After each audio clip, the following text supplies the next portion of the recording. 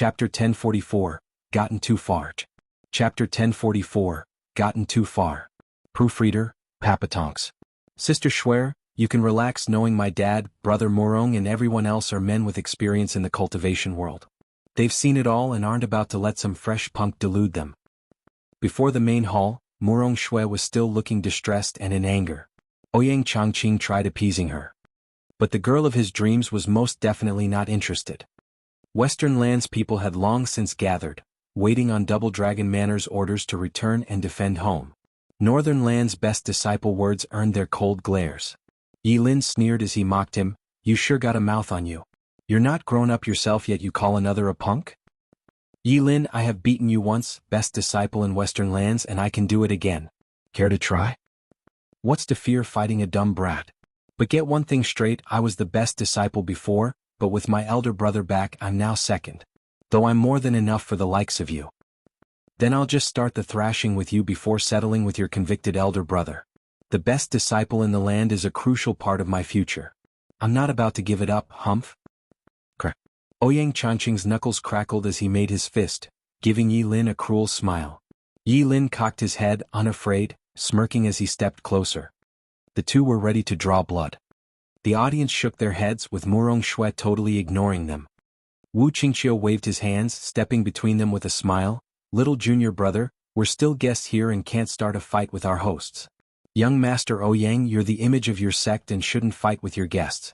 Both our elders will have to punish you if you go through with this. We're about to part anyway, so can we please not do it with a fight? Let's all go our way on good terms." The two huffed and looked away. Wu Qingqiu shook his head. The others nodded at him. Yi Lin may be the strongest in Western Lands, but the leadership will fall to Wu Qingqiu with his elegance.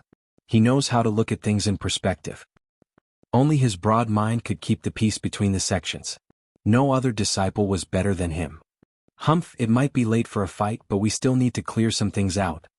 Unable to flex before the girl of his dreams just because of Wu Qingqiu's smooth words, Ouyang Changqing grumbled, "I'm a reasonable man. I know you think the world of Zhuofan, but isn't it because he's stronger than you? Aha, I saw it myself, so I know it's true. That is his talent, while his few decades on this earth can't possibly compare to the experience my father and the elders have accumulated. You think he can handle something my dad can't? I only put myself in their stead and called him a punk. What's wrong with that?" Wu Qingqiu shook his head. "Young Master Ouyang is right, but you fail to understand Brother Zhua. Only by experiencing his tactics will you realize just how much better he is than many seniors. Why else would sect leader Ling and the others lower themselves to ask for a convict's help? Anyone would try anything when the time is dire." Ouyang Changqing rolled his eyes. Yi Lin smirked. "Why haven't they come to you then?" "You?" Ouyang Changqing glared at him in anger. The elders then walked over, having returned from the dungeon. Only this time they looked much brighter and worry-free from the time they left. Among their starry eyes of hope was Zhuofan holding Chu Qingqing's soft hand and shower in the other. The elders were even acting like servants, bowing and scraping before Zhuofan like he was their ancestor. The disciples were mind-blown. What just happened? Why is a convict being hailed a hero? The elders are cloyingly nice with him, like they had no dignity to speak of. Ouyang Changqing gaped there for a while, giving time for Zhuofan's procession to step inside the main hall. Ouyang Changqing then woke up and rushed to Ouyang Lingtun. "Dad, wait, what's going on? Why are you so nice to some punk? Does he have such a brilliant plan to turn things around?" Not yet, but soon." Ouyang Lingtian patted his head and rushed inside the main hall. Ouyang Changqing's face twitched and looked back at the rest of the stunned disciples. "The damn punk sure has talent, to swindle that many old men. I just can't figure what grand plan he might have to even get my dad, a seasoned cultivator, to follow him around. Just what did he do?" Everyone shook their heads. "Haha, I did tell you. There are times when Brother Zhua is shrewder than any elder," Wu Qingqiu proudly said. Ouyang Changqing was most confused, still in disbelief. A damn brat just hoodwinked a bunch of seasoned old men? They were all grinning from ear to ear, like they just found their Lord and Savior. How could a brat pull it off? Godlike. Why hasn't Dad ever looked at me like that? Ouyang Changqing was stumped, while Morong Shue totally blown away. The most she believed was if these elders accepted Zhuofan's foul plan, the world would be in chaos from his despicable and cruel methods. But now it was way worse.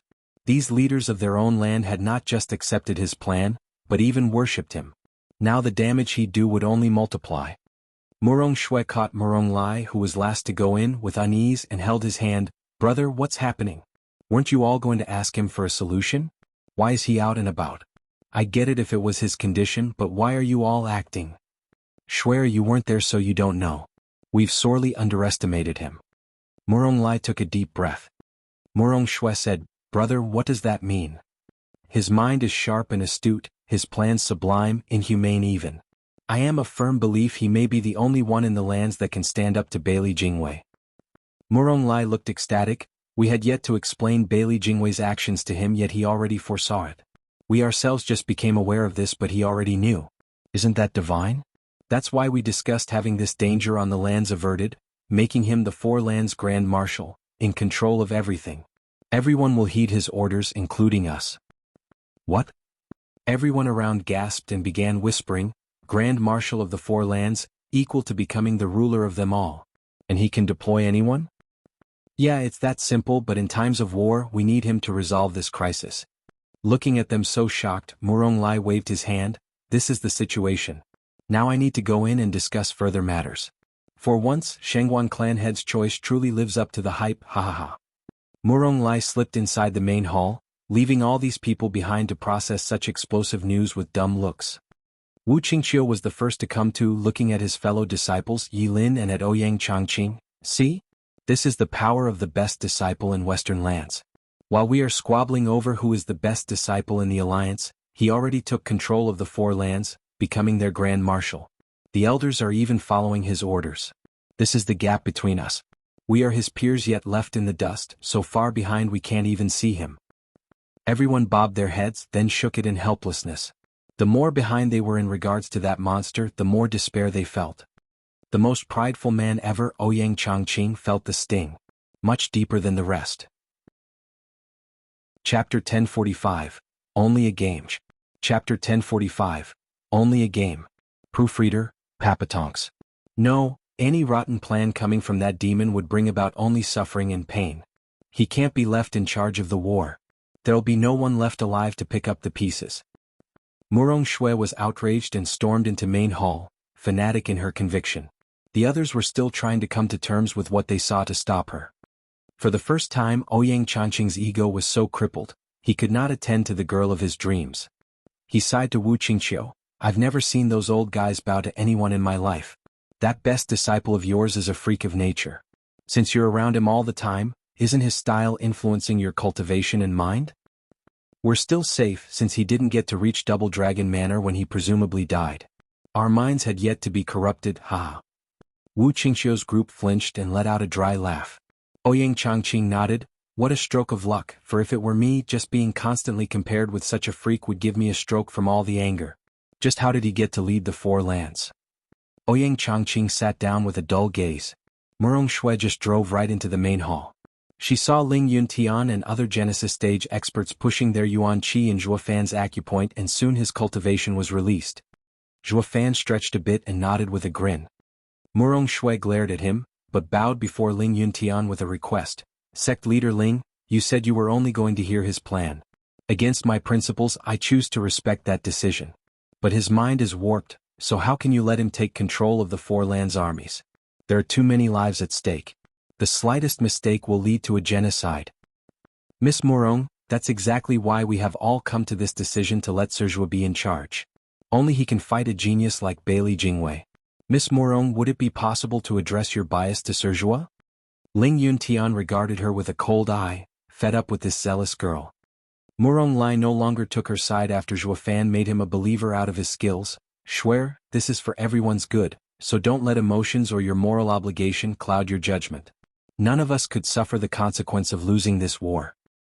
Then I request for Zhuofan to be under constant supervision, to stop him from abusing his authority.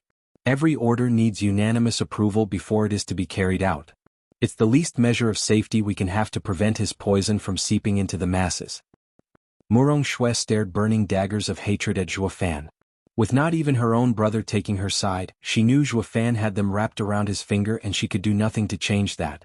She could only compromise, no longer demanding his swift execution and instead try to curb his authority. The others looked hesitantly towards Zhuo Fan. It would be a good idea to have a safety net in this chaos, stopping everything from devolving any mistake into a catastrophe. So they turned to him to see his take on it. Zhuo Fan spoke uncaring, "Have you all forgotten my first condition back in the dungeon? Complete control. And now you want to restrict me? Fine, I'll just quit." Wait Sir Zhuo, that's not it at all. Just. Ling Yuntian was panicking, glancing at Murong Shui. It's only Miss Murong's idea for an extra precaution. In the case when Sir overlooks something, we can easily address the issue before it devolves. Zhuo Fan raised an eyebrow in mockery. Overlook? Haha, true, no one is perfect and infallible. I will be sure to make mistakes. Then does Sir. Not happening. Just as Ling Yuntian saw hope, Zhuo Fan snuffed it out, flying into a rage. Sect leader Ling and Miss Murong, what do you take war for? The two had no reply ready. They were mere cultivators and knew little about war in all its aspects. Isn't it mere fighting the other over resources and land? What else can it be? Zhuo Fan's eyes shone coldly. War is a game. A game? Murong Shui flared. You're treating the horror and suffering the people endure on the battlefield as a game? This is absurd. How do you intend to win this war if you can't even take it seriously? Sect leader Ling, I still believe he isn't right for. Miss Murong, you're the one underestimating war. Zhuo Fan shouted over her, war is only a game. All the people, assets and locations are the pawns of the player. To win the war, one must use the least of his pawns to grasp most pawns of the enemy. Life and people have no place in it. A commander having a heavy conscience over these trifles can never win. And when he loses, the casualties mount in piles. Murong Shui's lip shook, unable to retort. Zhuo Fan's gaze was ice, staring her down. What war out there doesn't have casualties, using your own people's lives in exchange of the enemy's? This is war in its purest form, a concept no one can deny. Miss Murong goes on and on about suffering and pain. Then do you believe with that you can win on kindness alone?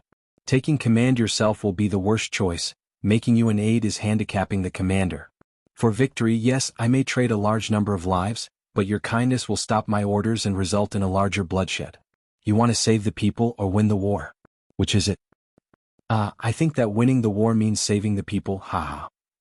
Murong Shui's eyes flashed with determination, but it was Ling Yuntian who stepped in to speak what everyone else believed. But all here knew winning the war and saving the people hardly were connected. Central Area's army was marching on northern lands, but the people might survive. All this talk was to give oneself a just cause if nothing else. They just wanted to win the war and not save the people. Murong Shui's stance was thus in conflict with everyone else's from the start. As we gave our word to let Sir Zhuo decide everything and he doesn't agree, we will have to veto your request. Wait. Zhuo Fan held up his hand, looking from Murong Shui to Ling Yuntian. Sect leader Ling, I'm not doing this to hold all power, but because the circumstances demand it. All here know that Bailey Jingwei is leading the other camp with nothing holding him back. I need to do the same, and not out of arrogance in my infallibility, but that even if there are things overlooked, you might not notice them but will distract me from doing my job with your actions. What? All tensed and gave a dry smile. Sir Zhuo, what are you? Haha, sorry, it may be hard to accept, but it's the truth. We are all clear on the fact that the war is a game between me and Bailey Jingwei. No matter what move we make, only we grasp the full implication it entails. Anyone watching would be blind to its intricacies, so it's best to not interfere. Just do what I say and don't ask questions. Are you calling us fools? Bu Xingyun's face twitched and fell. We can't even join the fight between you two. Zhuo Fan smiled. We each know ourselves best, which is why this is the second reason I don't need assistance, haha. Haha. That's a mockery if I ever heard one. You just got out of jail and started acting smug. See how I throw you back in?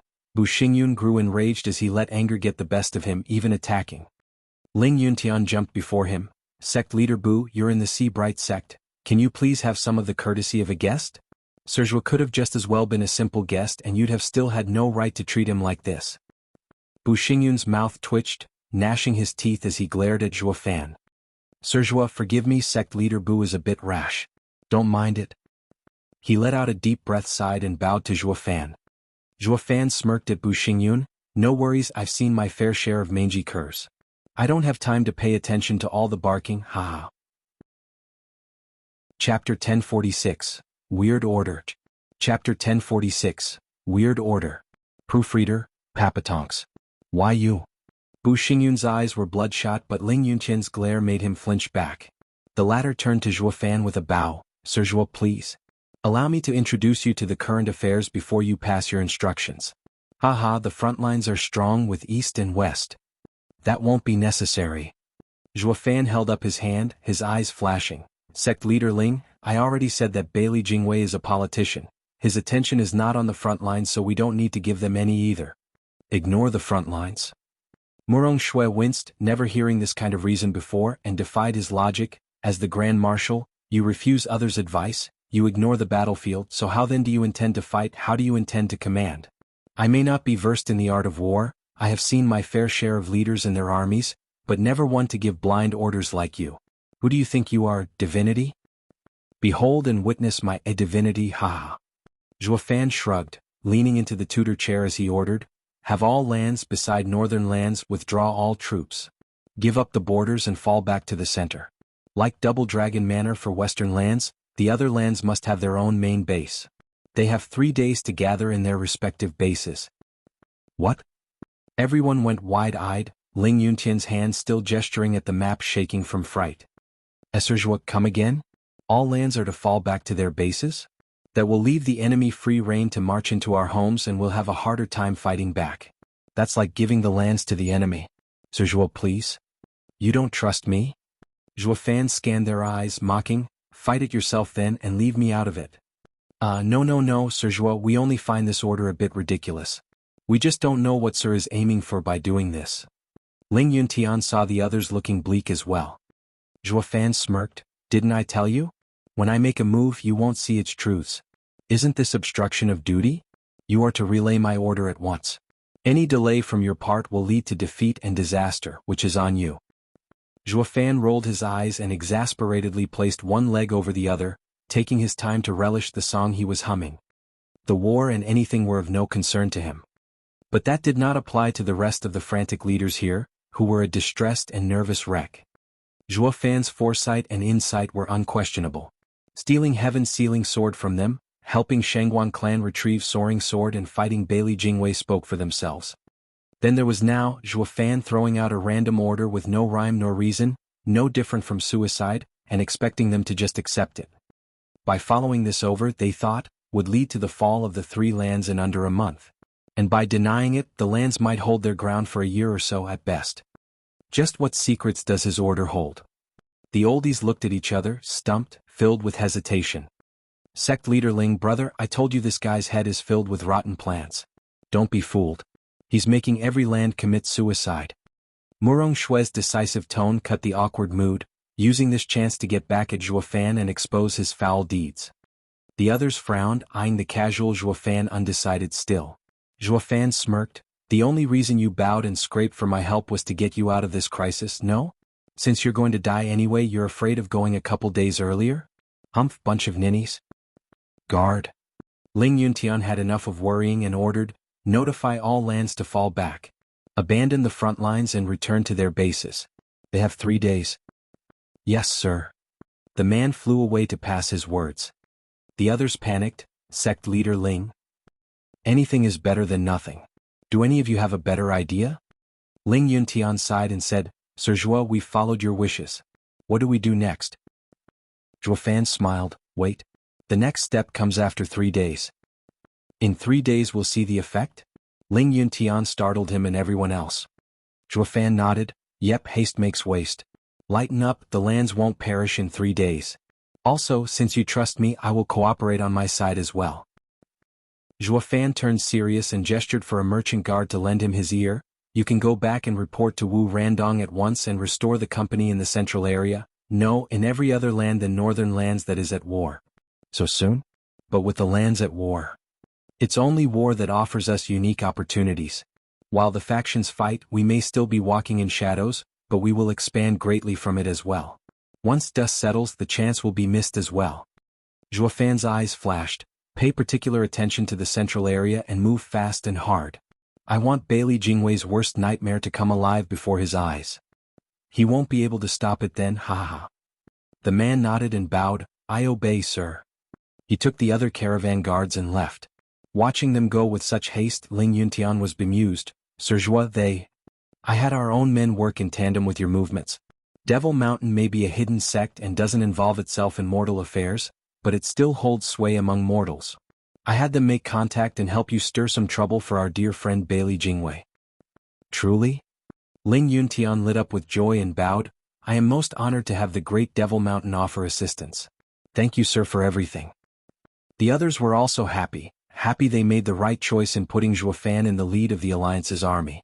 He even got his sect involved, which was a cause for celebration. Zhuo Fan was modest, it's nothing, just a few mortal forces. Though my sect is hidden and away from mortal affairs, haha. It's not to help you by any means, just expanding my power while I'm at it. I'm not a soup kitchen, so I don't work for free, ha. Zhuo Fan rolled his eyes, while Murong Shui stared intently at him, like looking at a criminal. Your game won't work, not while I'm watching your every move. In Western lands, Alliance leader Luo Yunhai with Zhuge Changfeng, Lung Wuchang and Yu Ming were in the commanding tent discussing plans with a sigh. People, it's been 3 long days of analysis and scouting. Do you have any idea how to fight the enemy? Luo Yunhai looked haggard as he turned to his aides. The 3 shook their heads in helplessness. Yu Ming was the most versed in military and pointed at the enemy camp on the map. The enemy is Zither Sword King, of no military background and knows nothing about leading soldiers. Their ranks aren't tight either. Anyone else would have had an easy time fighting them, but they have the advantage in power. Their 20 million men are most experts, with Zither Sword King the strongest of them all, able to fight thousands. No matter what tactic, what maneuver, what trap we use, their power will mow us down with a frontal assault each time. Yu Ming glanced at Lung Wuchang. Don't look at me. Since you can't figure it out, you think I can? My opponent ain't any weaker than yours. Lung Wuchang sighed and shook his head. All strategy is based on overt and covert tactics. Overt regards formations, while covert hide intentions to a sinister outcome. However, while Zither Sword King leads the army, a practitioner, the strategist is none other than the best official in the central area, Bailey Jingwei. He is skilled in overt and covert alike. It's impossible to grasp any weakness to exploit. I have taken a look at the situation and Bailey Jingwei has made his deployment unbreakable. The only chance I can gather is from the rear. Rear? Yes, he is attacking the 4 lands with an army each, so the lands would have no time for anything else. A master stroke. The 4 lands can no longer take care of each other in this case. But it's also because of this that he leaves his back open. We need to make a commotion in his rear and will force him to withdraw in panic. Lung Wuchang spoke solemnly, pointing at the map. However, all paths out of the 4 lands are blocked. Who will reach his rear? That's why the only weakness can't be leveraged. Bailey Jingwei's armies march with all their might upon us, trapping us and leaving us no room to win. Chapter 1047, Heaven's Secrets. Chapter 1047, Heaven's Secrets. Proofreader, Papatonks. Luo Yunhai overlooked the tactical map in deep worry. Yes, with the 4 lands under attack, making use of the front to gain any semblance of success is an impossibility. Sir Lung, is there any chance whatsoever that we can attack the central area's heart? Rumors, divide and conquer, or any tactic to raise doubts and crumble their military offensive? Well? Lung Wuchang shook his head, turning to Zhuge Changfeng, passing the baton. Clan head Zhuge Changfeng has once been an empire's prime minister. He is much better suited for this, ha. Luo Yunhai looked on to Zhuge Changfeng with hope, the Luo clan's great steward. Zhuge Changfeng rolled his eyes and sighed. Sir Lung, you're so sly, knowing there's no solution yet dragging me into this. Are you mocking me? Lung Wuchang lowered his head with a grin. Steward Zhuge, there's no weakness we can exploit inside their hearts either?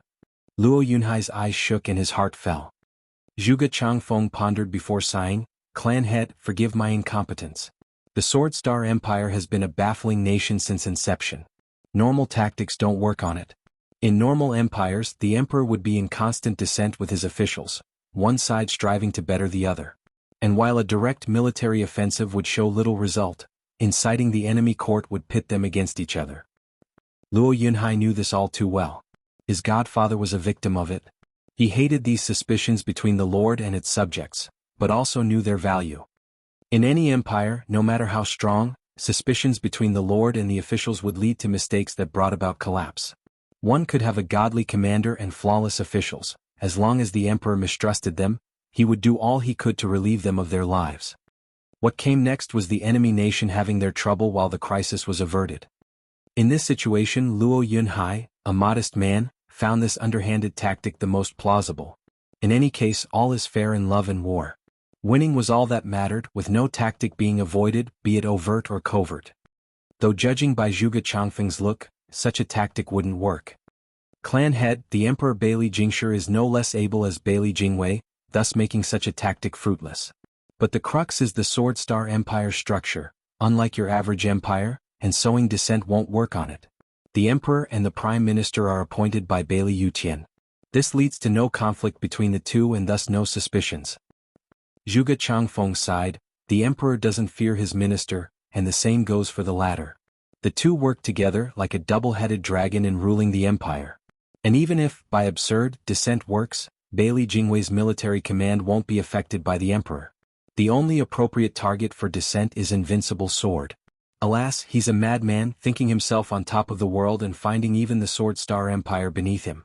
Telling him that Bailey Jingwei is against him. He won't believe it or even care for that matter.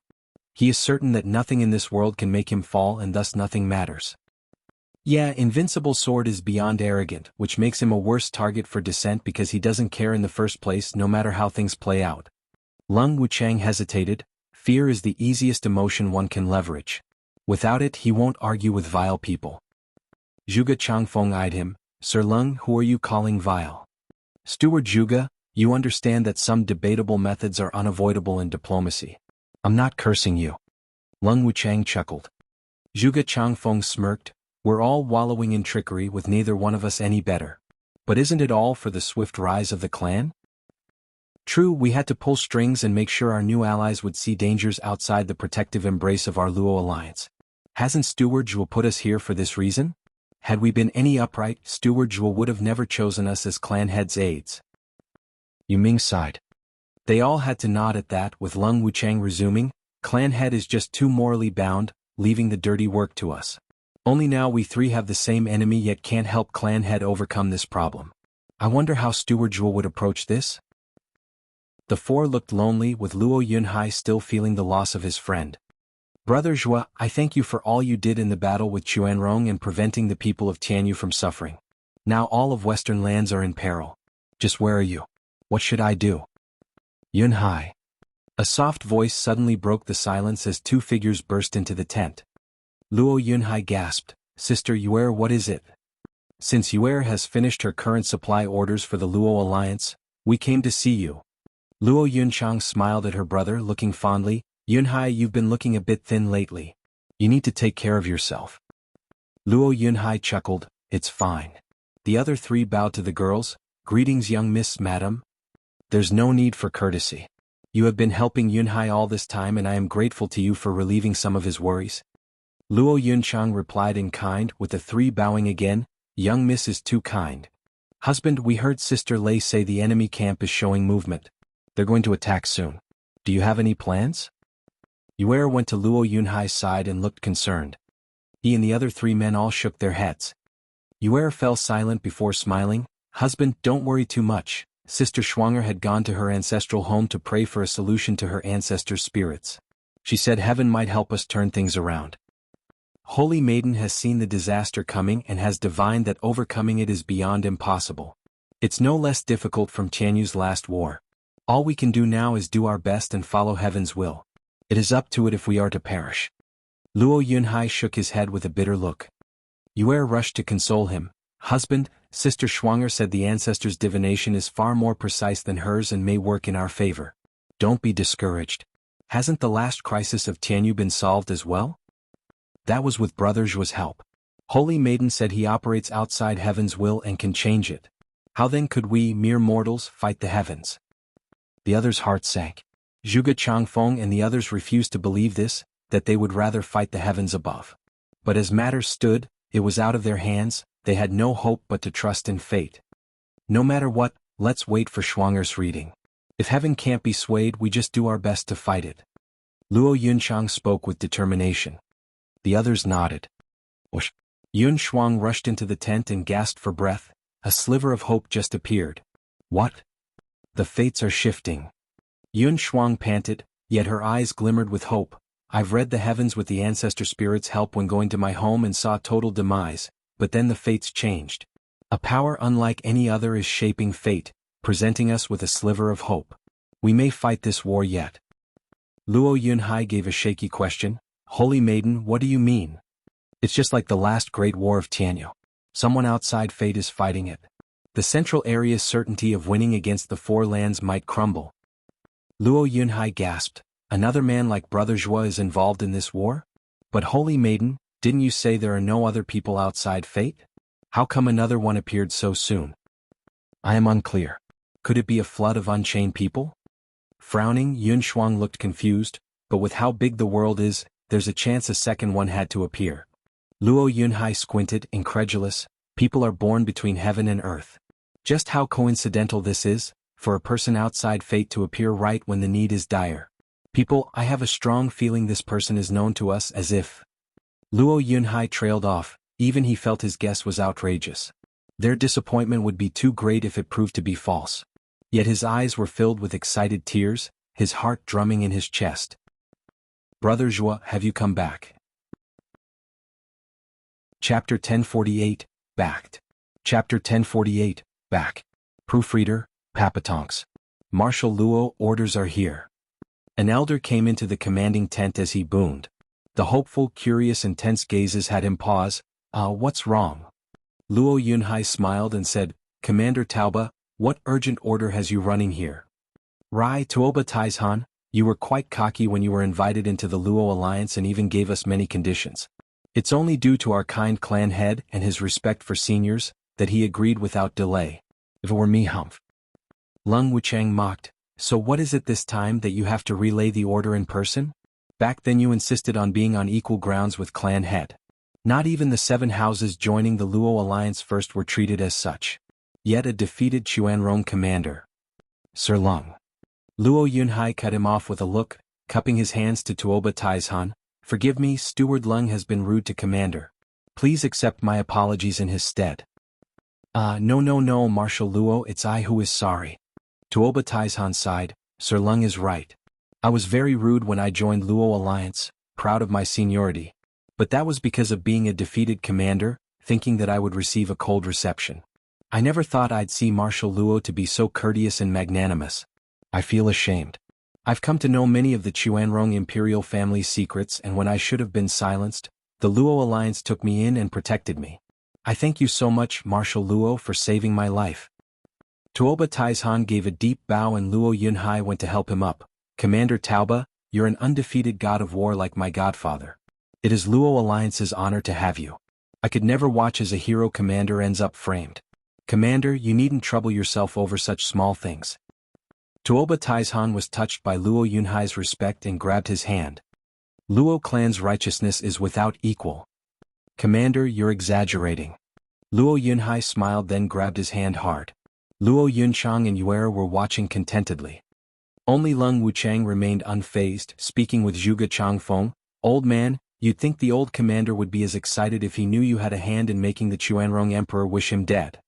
Zhuge Changfeng shot him a sharp glare. Don't let clan head hear you. Let only us know of these dark things we do.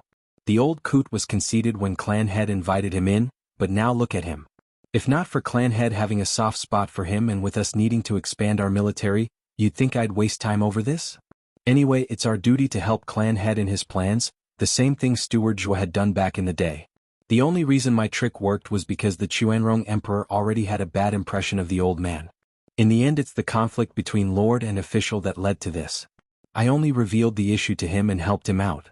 Or once the situation devolved any more, they would be at each other's throats and there was no saving we could have done.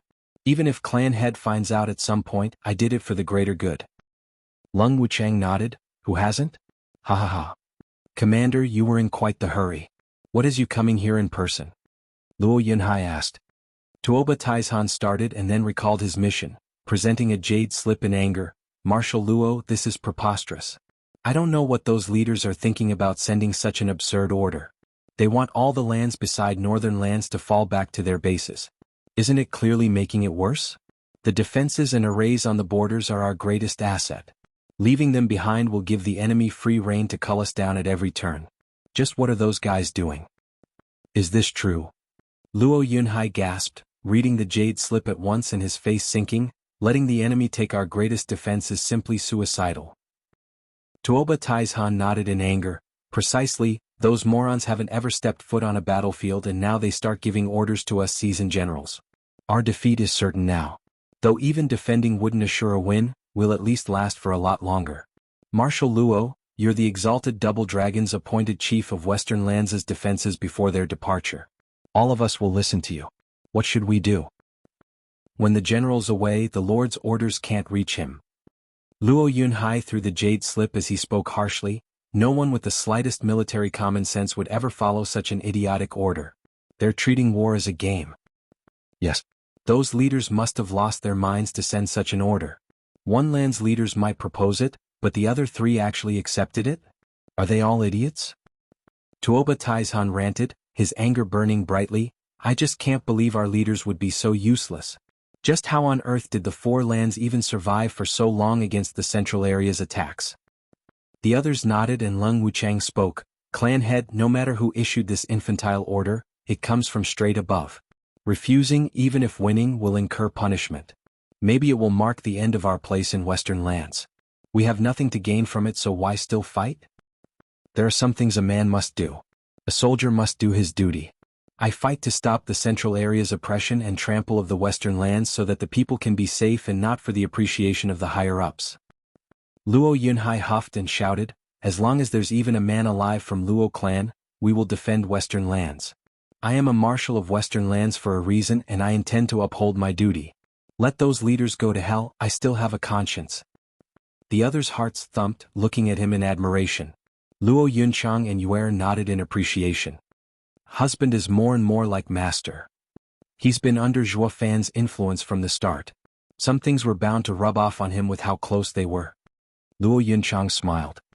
Tuoba Taizhan gave a thumbs up. Marshal Luo is a true man. Since Marshal Luo lives for Western lands, then I shall join you in this endeavor, ha. Since clan head has made his decision, we shall abide by it.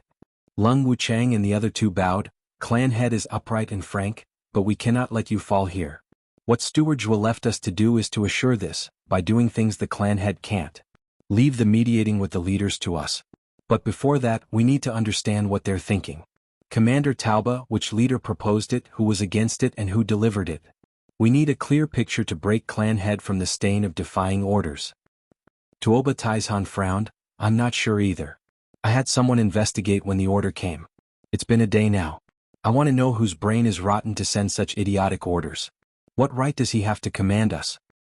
Report. A shout announced the coming of a guard. Tuoba Taizhan smirked. Here he comes, he come in. Whoosh. The soldier knelt before them and spoke. Marshal Luo, Commander Tauba, the leaders have given us a reply to the order's source. It's from the newly appointed Grand Marshal of the Alliance, the first disciple in Western lands, Zhuo Fan. What? Everyone stared agape. Zhuo Fan? He's not renamed, is he? No, he said he's the best disciple in Western lands. Yuer started then got excited. It's master. He's alive. Only he is the real best in Western lands, the only one to defeat Yilin. Luo Yunhai shook all over from shock, but then got so excited he teared up. I just knew Brother Zhuo, the man outside fate, has come back. Yeah, only he is outside heaven's influence. Schwanger beamed. I'll have to trouble you once more, Steward Zhuo, to save the people. Pure. LOL, so we gonna take back all that defamatory language? Ah. Chapter 1049, Opponent. Chapter 1049, Opponent. Proofreader, Papatonks. Oh. Luo Yunchang could no longer contain her emotions. She had shed so many bitter tears these years and now could not help but cry again. Yuer consoled her. Sister Yunchang, master being alive is a good thing. Why? That rotten bastard, he hadn't sent a single word of how he's doing, letting us think he was gone, with even his corpse destroyed. Wiping the tears, Luo Yunchang whined, but her eyes were dancing with joy, with a little hint of resentment hidden within. I'll find that dead guy and have him return what interest he owes me from these years plus more. The others smiled, with Yunshuang looking happy as she said, Sister Yunchang, you're not the only girl who Brother Zhuo owes. Have you prepared yourself? Luo Yunchang blushed and glared at her. Fine, you can come. Of course, grandfather had me stay by his side and help him, so coming along is only natural. Schwanger giggled. Tuoba Taizhan waved the soldier away, then said, Miss Luo, I hope you don't mind, but take Liener with you as well. Ever since Zhuo Fan left us 5 years ago, Liener could no longer smile. 5 years ago? Luo Yunchang gave him an odd look. Commander Tauba, have you got it wrong perhaps? After Qianyu's war, Zhuo Fan had gone to the demon scheming sect, then made his name in the Double Dragon Manor before he had been trapped and lost his life. When did he have the time to see your daughter? Tuoba Taizhan shrugged. It was when news of his death went around everywhere. He appeared in Xuanrong, ruining beast-taming sect and vanishing again. Liener misses him with a passion. Steward Zhuo destroyed the beast-taming sect. Lung Wuchang said, why hasn't Double Dragon Manor's investigation in Xuanrong Empire brought any results? Tuoba Taizhan shook his head with a sigh. It involved the Xuanrong imperial family's shame. His Majesty ordered everything covered up. Zhuo Fan only destroyed the beast-taming sect while His Majesty ordered me to kill those royal sons and the casualties that followed. We kept our lips sealed when Double Dragon Manor came around, letting not a single word about this or Zhuo Fan, afraid the secret might leak. Finally, His Majesty wanted to kill me to silence me as well, but it's all thanks to the Luo alliance that I'm alive with my family. Yeah, we got it from here. Lung Wuchang cut him off. I just want to ask one thing. Commander has been one of us ever since you joined the Luo alliance. You knew of Steward Zhuo's survival and saw the young miss in pain, so why didn't you say anything? Yeah, why didn't you? Luo Yunchang stared daggers at him. I've always been respectful to you, senior, yet you're so cruel. Why haven't you spoken of it to any of us? They all surrounded him with savage glares. Luo clan's usual righteousness and upright stance forgave everything, except this one time. They deserved to be petty for once. You knew how much we care for Steward Zhuo, yet you said nothing, not even if he was alive. You're evil. Tuoba Taizhan sighed. I had my reasons for not revealing it. I've been a commander in Xuanrong and a loyal official to His Majesty, even if he discarded me. Saying anything would lead to the Xuanrong imperial family scandal coming out. I am loyal to my country and could not afford such a thing to rock my home. Also, I noticed Zhuo Fan wanted obscurity. Saving me and my family, the least I could do was abide by his wishes. The others nodded. The old commander was loyal to a fault so they could understand. Humph, the least you could have done is tell me. Luo Yunchang would not have it, glaring at Tuoba Taizhan in anger. Commander Tauba, do you have any idea how many tears I've spilled for that heartless man? Tuoba Taizhan bowed. I am terribly sorry, young miss, haha. It's all in the past now. Brother Zhuo is back, so let's leave it be. Luo Yunhai understood the commander's loyalty and shielded him from his sister's wrath. Where were we again? Oh, the order, it's really ingenious. Tuoba Taizhan spoke firmly, his eyes twinkling. Lung Wuchang's face twitched. Commander Tauba, did we not just hear you call the leader an infantile moron? That was when I didn't know who gave it. Tuoba Taizhan raised an eyebrow. Anyone else would have rotten brains for giving such an order. But Zhuo Fan is someone I once fought with who loves to be mysterious. He has guile, he has awareness, striking out of nowhere with his baffling plans. Who can understand them? That's why I am sure this order is no different. Zhuge Changfeng waved him off with a smile. Commander, did you notice something to call it ingenious? It's because I can't find it ingenious. If any random guy can figure it out, wouldn't the enemy do the same? What'd be the point of it then? That's why I'm saying Zhuo Fan has some weird yet masterful plans, despite not being in the military. This is what makes them so dangerous. Tuoba Taizhan watched them in sympathy. Luo Alliance's sages, did any of you notice anything? The trio shook their heads. Steward Zhuo's style has no guidelines.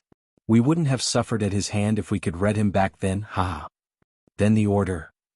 Tuoba Taizhan turned to Luo Yunhai and grinned. Luo Yunhai's eyes flashed and shouted, notify all Western Lands forces, they are to make swift departure for Double Dragon Manor. Yes, sir. The guards outside shouted and ran to their duties.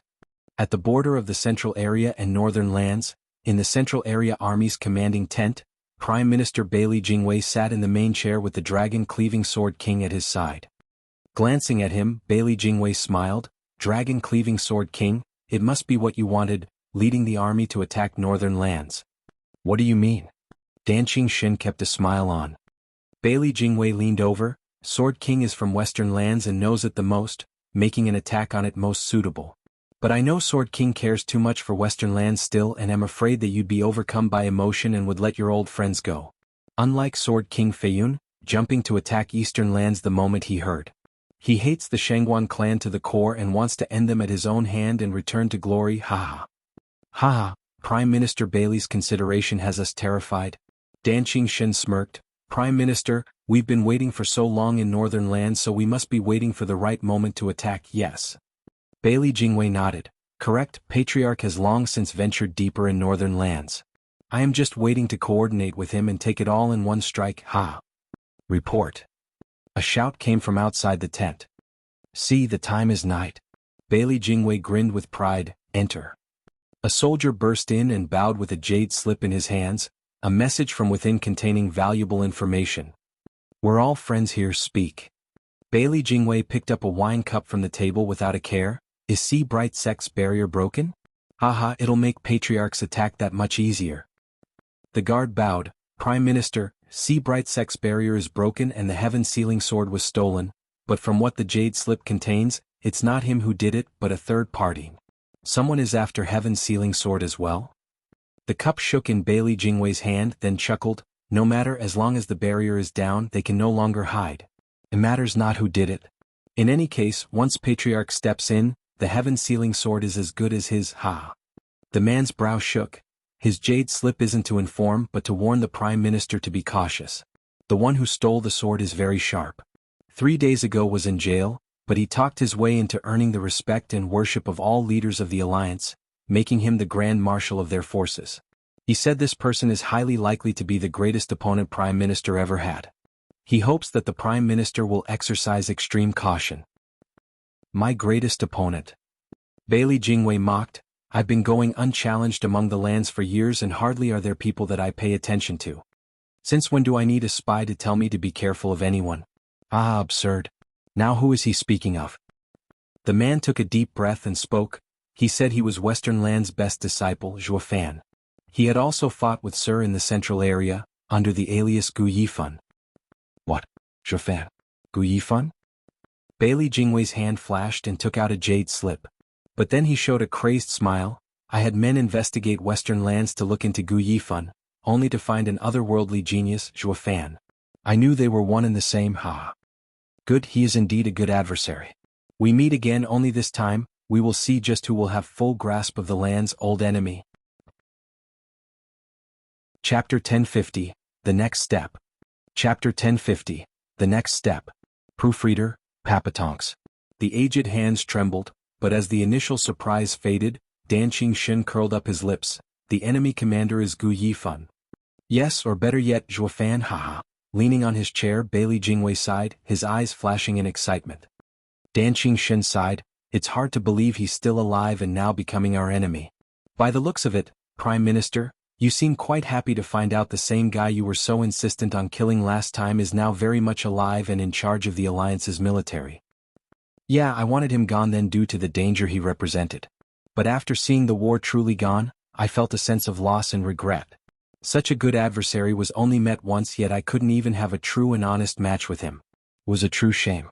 Then I found out he survived, and while resentful, the prominent emotion was joy. Now look how soon we are back to fighting each other, and this time we'll have a real match. With the Sword Star Empire against the four lands, besides the experts, are around equal in military might. It comes down to us and our tactics, haha. Though it's clear by Prime Minister's deployment that you have the upper hand. To the point, in only a couple steps you will be ready to strike. While he has many steps to compensate for to catch up to Sir's deployment. The war looks settled since it started. He'll have a hard time turning it around with so little time at his disposal. Dan Shin smiled. Bailey Jingwei smiled. The world isn't fair.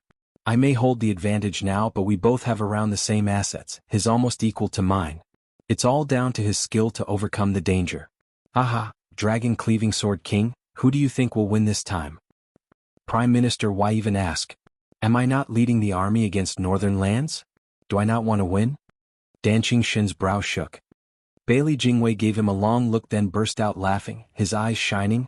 Dragon Cleaving Sword King, I just want to hear your take on it. Last time the guy had made a truly devious escape from right before our eyes. It's a loss I will never soon forget. I just had him on the ropes, hanging by a thread, so how could I have let him escape? Bailey Jingwei smiled at Dan Qingxun, the latter feeling the cold within. Bailey Jingwei wasn't blaming anyone, but doubts sprouted as to Dan Qingxun's role in Zhuofan's survival. Dan Qingxun squinted, his mind processing, while Bailey Jingwei was staring back with a cryptic smile. Report. A sudden shout broke the awkward mood as a soldier rushed in and on his knee. He held 3 jade slips. Prime Minister, Sword King, the 3 lands battlefields have sent jade slips. The Eastern, Western and Southern armies are all withdrawing. They await Prime Minister's orders. Bailey Jingwei never left his gaze off Dan Qingxun as he chuckled. The 3 lands move as one. Then that guy has made his move. Dragon-cleaving Sword King, what do you think of it? Abandoning their borders means they've thrown away their defensive positions. Now we can go straight in and take the lands in one fell swoop. Pouring himself a drink, Dan Qingxun spoke, only such a suicidal action defies logic. The land's borders falling means the sects and clans are on their own, with nothing standing behind them to help hold their ground. Not even your average man would give such an idiotic decision, let alone that twisted punk. What I think is that a trick is at play here. Bailey Jingwei smiled and nodded. Yes, Dragon-cleaving Sword King is right. With his cunning, he'd never make such a rash decision. He must have a plan or... Bailey Jingwei's eyes shone with another possibility, give off the image that he has won. What does that mean? Blending reality with illusion is part of warfare. Bailey Jingwei explained, the 3 lands forces have no chance against ours, falling in a year at the latest. But he had given a radical order to disturb our morale, to raise our suspicion where there isn't any and force us to retreat out of caution. This would give them more time to prepare. This might be an empty city tactic. Dan Qingxun nodded, by going straight in even if it is the empty city tactic we'll find out soon anyway. Leaving behind such a defensive position would only lead to a crushing defeat. He's risking too much with such a daring move. And if it's not the empty city tactic hiding something else, we'll be in danger if we follow and might even suffer heavy losses. That's why we'll wait for his next step. The next step. Yes. Bailey Jingwei smiled in confidence. He wants to play games with me, but he must entice me first. A mere empty city tactic that might not even play as he wishes is bound to have a follow-up. Watching his next move will let me know his intentions. If there's an ambush to it, he will try anything to make me take the bait. Report. Another shout echoed and a guard barged in looking anxious. Prime Minister, His Majesty sent word of an uprising in every domain in the central area. The city lords and the soldiers are having a hard time fighting back. He asks for swift reinforcements. Central area is revolting? Dan Qingxun cried out in shock. How? We made sure every area in the central area was secured before marching. None would dare act out, so why would they do it now? How is it so serious that not even the city lord's forces can cope? Bailey Jingwei mulled it over and grinned. I see it now, a parlor trick. Dragon-cleaving Sword King, can't you see it? See what? His linked plans. Bailey Jingwei gave a knowing smile of confidence. I now know why he used the empty city tactic. He first had them fall back to affect my mental state and hesitate on what to do. Then he had the Alliance's spies hidden in the central area cause a disturbance so that I'll be forced to quell it. It would lead to a lower casualty rate on the lands and also strike back at us in this timely manner while we aren't ready. Through this chance he can even have us surrounded, storming the central area. It will turn our hard plan of attacking them all useless by attacking us in the rear. With the morale in shambles, he will have an easy time turning it around. Dan Qingxun nodded. It does seem like it. Prime Minister's wisdom has no bounds. Then His Majesty's request. Report to His Majesty to hold on. In a month I will take the 3 lands, then quell the chaos. Bailey Jingwei spoke with a grin. The soldier bowed and rushed to convey the message. Dan Qingxun spoke, addressing it after the 3 lands won't. Dragon-cleaving Sword King, just how much trouble could some random spies cause anyway? To even think about toppling the core of our Sword Star Empire, ha. Bailey Jingwei didn't care at all. It's all Zhuofan's tactic to split our forces, but I'm too smart to fall for it. Also, I'll be sure to make him suffer for using the empty city tactic on me. Tell the 3 Sword Kings to march into the 3 lands head-on. I want them to take their bases within a month. Yes, sir. A soldier outside replied and left. Bailey Jingwei's eyes flashed with victory at Dan Qingxun's pensive expression. In the main hall of Sea Bright Sect, Fan lounged in the main seat with unspeakable boredom. Around him were the same oldies, frantic and distraught. Report. A disciple rushed to them and bowed. The others immediately asked, "What is it?" "There's a report from the front. The Central Area Sword Star Empire is under revolt, with the Emperor asking Bailey Jingwei for reinforcements." "What?" They all stared agape, then turned a bright face to Fan. "Great Sir Zhua. Devil Mountain is incredible to even raise chaos in the Central Area's heart. Bailey Jingwei will now have no choice but go back, ha." "But," the disciple continued with a pained look, "scouts say Bailey Jingwei isn't heeding the Emperor's order, actually telling the other 3 sword kings to press on into the lands. Now the borders have fallen and the armies are advancing towards the land's bases with nothing standing in their way." "What?" Everyone shuddered, plunged into despair from their high. Chapter 1051, Cooperation. Chapter 1051, Cooperation. Proofreader, Papatonks. Murong Shui frowned and sighed. Bailey Jingwei isn't so easy to fool, seeing through the empty city tactic. What now? Once he figures out the ruse, it'll be disastrous. Ling Yuntian turned to Fan for help. "Sir Zhua, what do we do next? Please tell us." Murong Shui smirked and got before Ling Yuntian, and showing no courtesy this time as she reproached, "Sect leader Ling, how can you still put your trust in him? It's because of his dumb idea that we lost 3 lands. Asking any more of his help would lead to the loss of northern lands as well. Even if you don't listen, you'll still lose. What's that got to do with me?" Fan scoffed. Murong Shui glared at him. Ling Yuntian ignored Murong Shui as all the elders awaited Fan's saving grace. Fan smirked, being awfully obtuse. "I've expected this to happen, so rest assured that everything is going according to plan." "Humph, more bragging. The enemy saw through your empty city tactic and yet you still say that?" Murong Shui mocked him at every chance. Fan smirked. "Miss Shui, restrain your wild speculation. I have never said I was using the empty city tactic, now have I? It's only your biased assumption. I had planned for them to invade the lands from the start, to lure them in. Shouldn't we be glad the enemy is playing alone?" "Luring?" Everyone gasped. Murong Shui grew more outraged. "Lure? You take us all for military ignoramus? Luring means drawing the enemy into a trap or a favorable position to attack. But from your order, the 3 lands' armies have set no ambush, all going back to their bases. What's the point in luring them into your home to kill you? What do women know of war? It's all about applying tactics and wisdom." Fan smirked in disdain. 3 days have passed. Have the 3 lands fallen back to their bases? Eastern lands and southern lands had sent word they did. Ling Yuntian nodded. Only western lands had used a day to question the order, wasting precious time instead of following orders, but they should be on their way still. Fan nodded. "Western lands, with my clan head in charge of the army, ha. He's just like his godfather, so hiccups are bound to happen, acting as if not hearing the Lord's orders. But with his just command, while others need 3 days to retreat, 2 should be enough for him. I believe his ranks are the tightest and can reach." Report. A disciple barged in and bowed with a jade slip in hands. "Western lands sent word their armies have reached their base, waiting for Steward Zhua's commands." Fan grinned. "It's been so long since anyone called me that. They'll soon come knocking, I'm sure. There's no avoiding it, ha ha." "Guard."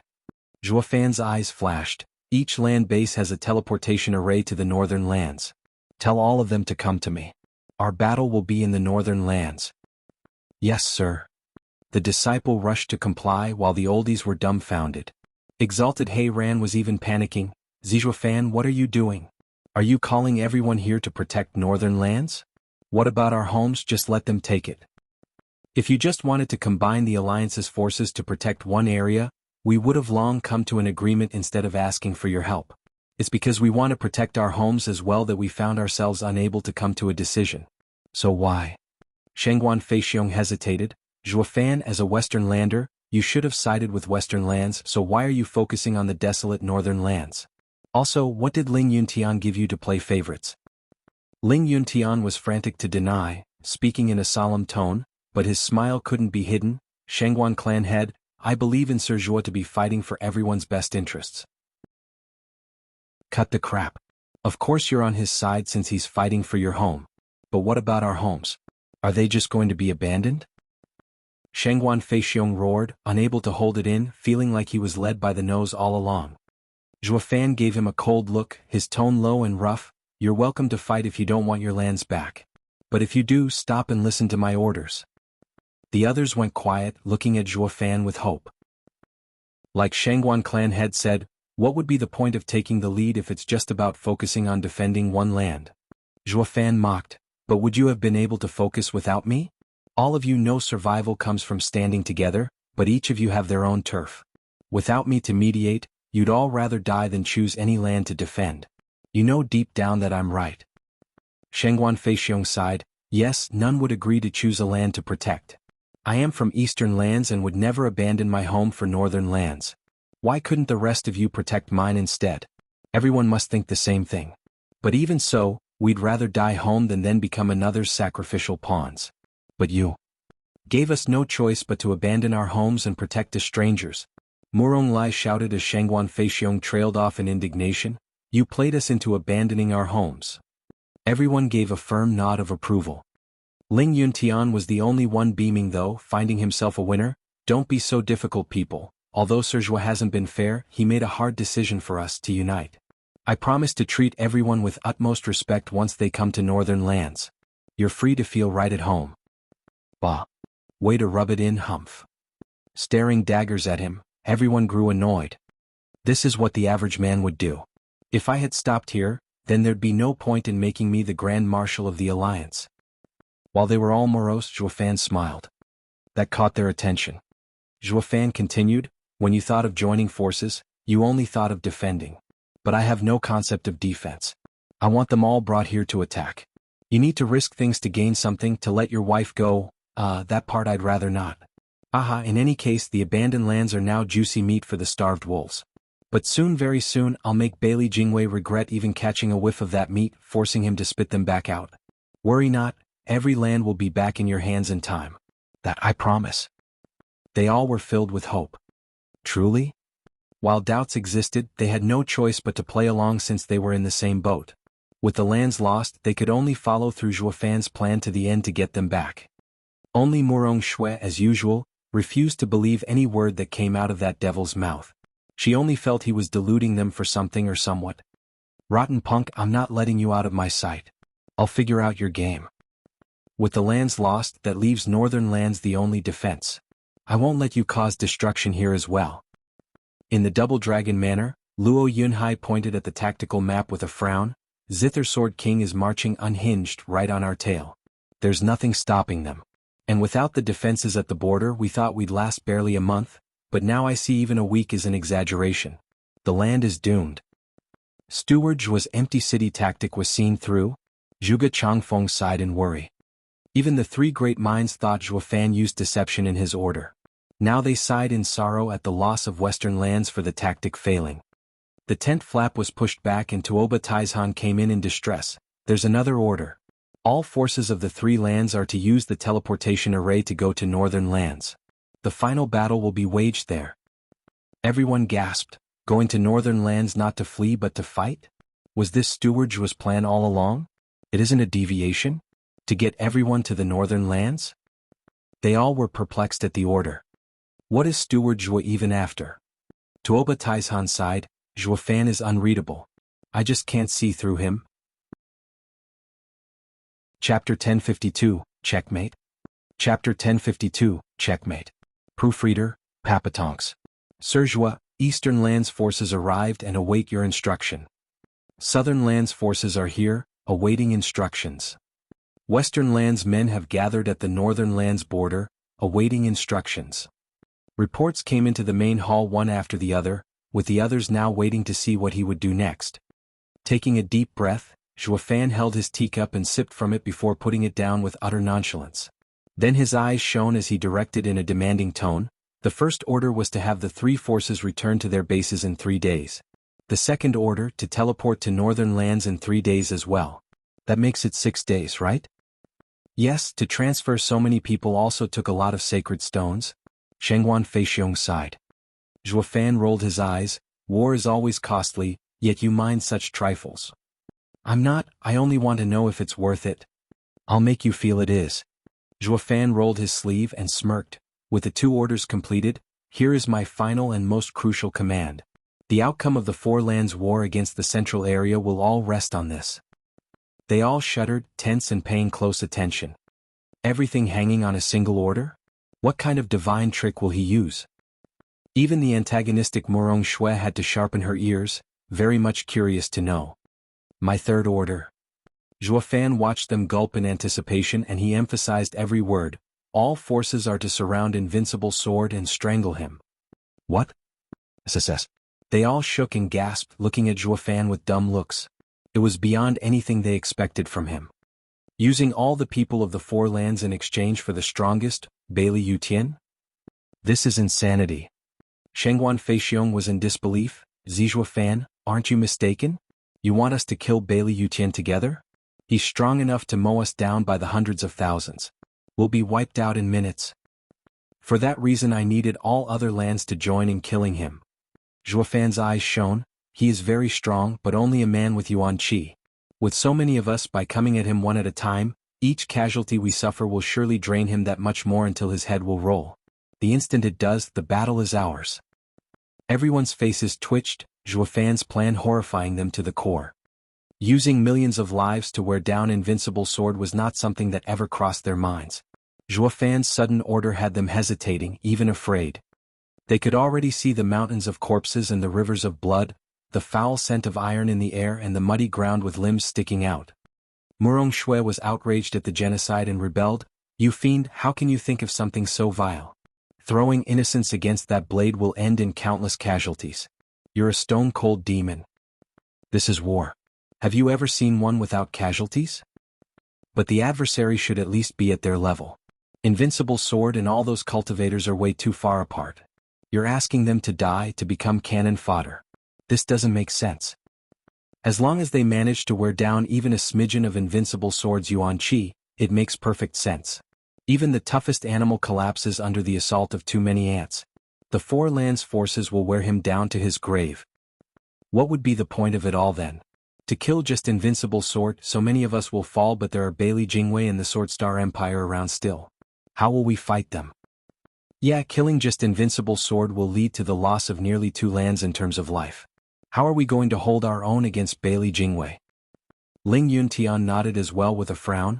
Has Sir Zhuo done this only to take that monster's head? Zhuo Fan had an evil smile on his face. Yes, all of it is for this. And yes, it all comes down to the Invincible Sword's fate. By taking down him, victory is guaranteed. Whether it's Sword Star Empire or Bailey Jingwei, they're both finished. It's just that simple. Everyone looked in suspicion as he explained. Sword Star Empire is unlike the average empire, with the emperor and ministers in close relation and making it strong. They have no flaw, all brought about by Invincible Sword Bailey Yutian. Zhuo Fan sipped from his cup once more. It's also why the Sword Star Empire's foundation is resting solely on the Invincible Sword. Strong because he is. The 9 Sword Kings have utmost respect for the man, while Bailey Jingwei garnered respect, even from the Sword Kings, all because Invincible Sword appreciates his skills. But this invincible balance is taken for granted by Bailey Jingwei, and will end up crushing the empire. Everyone was still shaken up. Why do you say that? He's too greedy and impatient, driven to have the 5 lands united in his time and thus expanded the empire too quickly. Zhuo Fan continued, to attack the 4 lands at the same time. Bailey Jingwei had recruited foreign Sword Kings in addition to the 5 his clan had, Shengguan Feiyun and Dan Qingshin being among them. This bolstered the empire's strength, making not even the 4 land alliance able to face them. But he's too hasty to get the 4 lands, emptying the empire of everything and putting it into the invasions. The empire now lays void of any military and ripe for revolution. That's why he had the Serene Shores trading killed. They not only had ties with every land, but also dealt with their leaders and other mighty figures that would make use of the empty empire to affect its stability. So before going to war, the company had to be purged. He couldn't allow such a big faction to stay behind and resort to tricks that ruined everything. Thus, Miss Morong, what you've been droning on about, that I killed so many Central Area's innocents, is in fact unrelated to me. Bailey Jingwei used it as an excuse to snuff them before setting out, just that it came a bit earlier. In fact, if it all went as he wished, the damage would have been far greater. I only triggered it and not carried it out myself. Murong Shui huffed, I saw your nature. If you're unrelated, then what about the next one or the next people? Fine, I know our views are in opposition, but let's first focus on the war. Zhuofan knew appealing to reason wouldn't work on her obstinate kind, so he looked at the oldies. Now that we know the cause of his strength and weakness, we should realize defeating them in a straight-up battle is impossible. But the enemy had given us a golden opportunity. Bailey Jingwei is too conceited and eagerly threw their patriarch into our home. The invincible sword is just as conceited too, thinking nothing can stop him, that nothing could hold him, and so he came. This is where our chance lies. Although the invincible sword is extremely dangerous, scaring our people the minute he arrives in northern lands, venturing deep in enemy territory is equally dangerous, for he doesn't know if we would all jump on him regardless. As for worrying about being too few of us around afterward to fight, I can assure you that Bailey Jingwei is far more worried. Think about it, the invincible sword entered deep into our land, but why did he only bring his clan sword kings? They all frowned, with Ouyang Lingtian speaking out, is it mistrust? Exactly, Senior Ouyang. Look beyond the overblown confidence Bailey Yutian and Bailey Jingwei constantly project and you'll find their cautious natures. The people around the patriarch cannot be allowed to have conflicting interests. A man of a different clan would be looked on with suspicion since they might have different motives. Thus Bailey Yutian would not trust any foreign sword king to fight alongside Bailey Yutian. He fears betrayal, striking at Bailey Yutian when he fights the four lands. Zhuofan's eyes shone, like all was laid out before him. Bailey Yutian thus only has Bailey sword kings around him while the attacks of our lands are all foreign sword kings. Thus making it very easy what Bailey Jingwei truly cares about. He isn't afraid of sword kings revolting, nor the empire's dire straits, but patriarch's death. Yet even so he had Bailey Yutian take the lead. A truly conceited and cautious man. Such is the current situation. Those Central Area's armies attacking us don't matter, it won't affect the Sword Star Empire. But what about the death of the invincible sword? With this deterrence gone, the 9 sword kings will grow cocky and not listen to Bailey Jingwei. Especially the 4 foreign ones finding themselves free to do whatever. There won't even be a need for us to attack the Central Area, it will destroy itself for us. Such a grand empire is going to fall, making the loss of 2 lands worth of lives all the more worth it. Now, isn't killing Central Area's invincible sword to our advantage? Everyone stared with open jaws, yet their hearts stirred. Yeah, it won't matter how heavy the losses, everything is worth the peace and future of our next generations. Only Morong Shui per usual nagged, using millions of lives over one victory? Devil, what do you take life for? There won't be as many deaths if they fought the Central Area's army, but you. I'm the commander and all I see are assets and their place on the board. Zhuofan gave her a cold stare. I only know that this will checkmate Bailey Jingwei. Chapter 1053, Drive. Chapter 1053, Drive. Proofreader, Papatonks. Orders. On the border between northern lands and the central area, the forces of the other 3 lands had transferred, with each taking a region and awaiting orders. Western lands experts under Luo Alliance's leadership were the same, anxiously awaiting at the border for the next radical order. The northern wind carried with it a sudden shout. The soldiers landed from up above before each faction, speaking at the top of their lungs.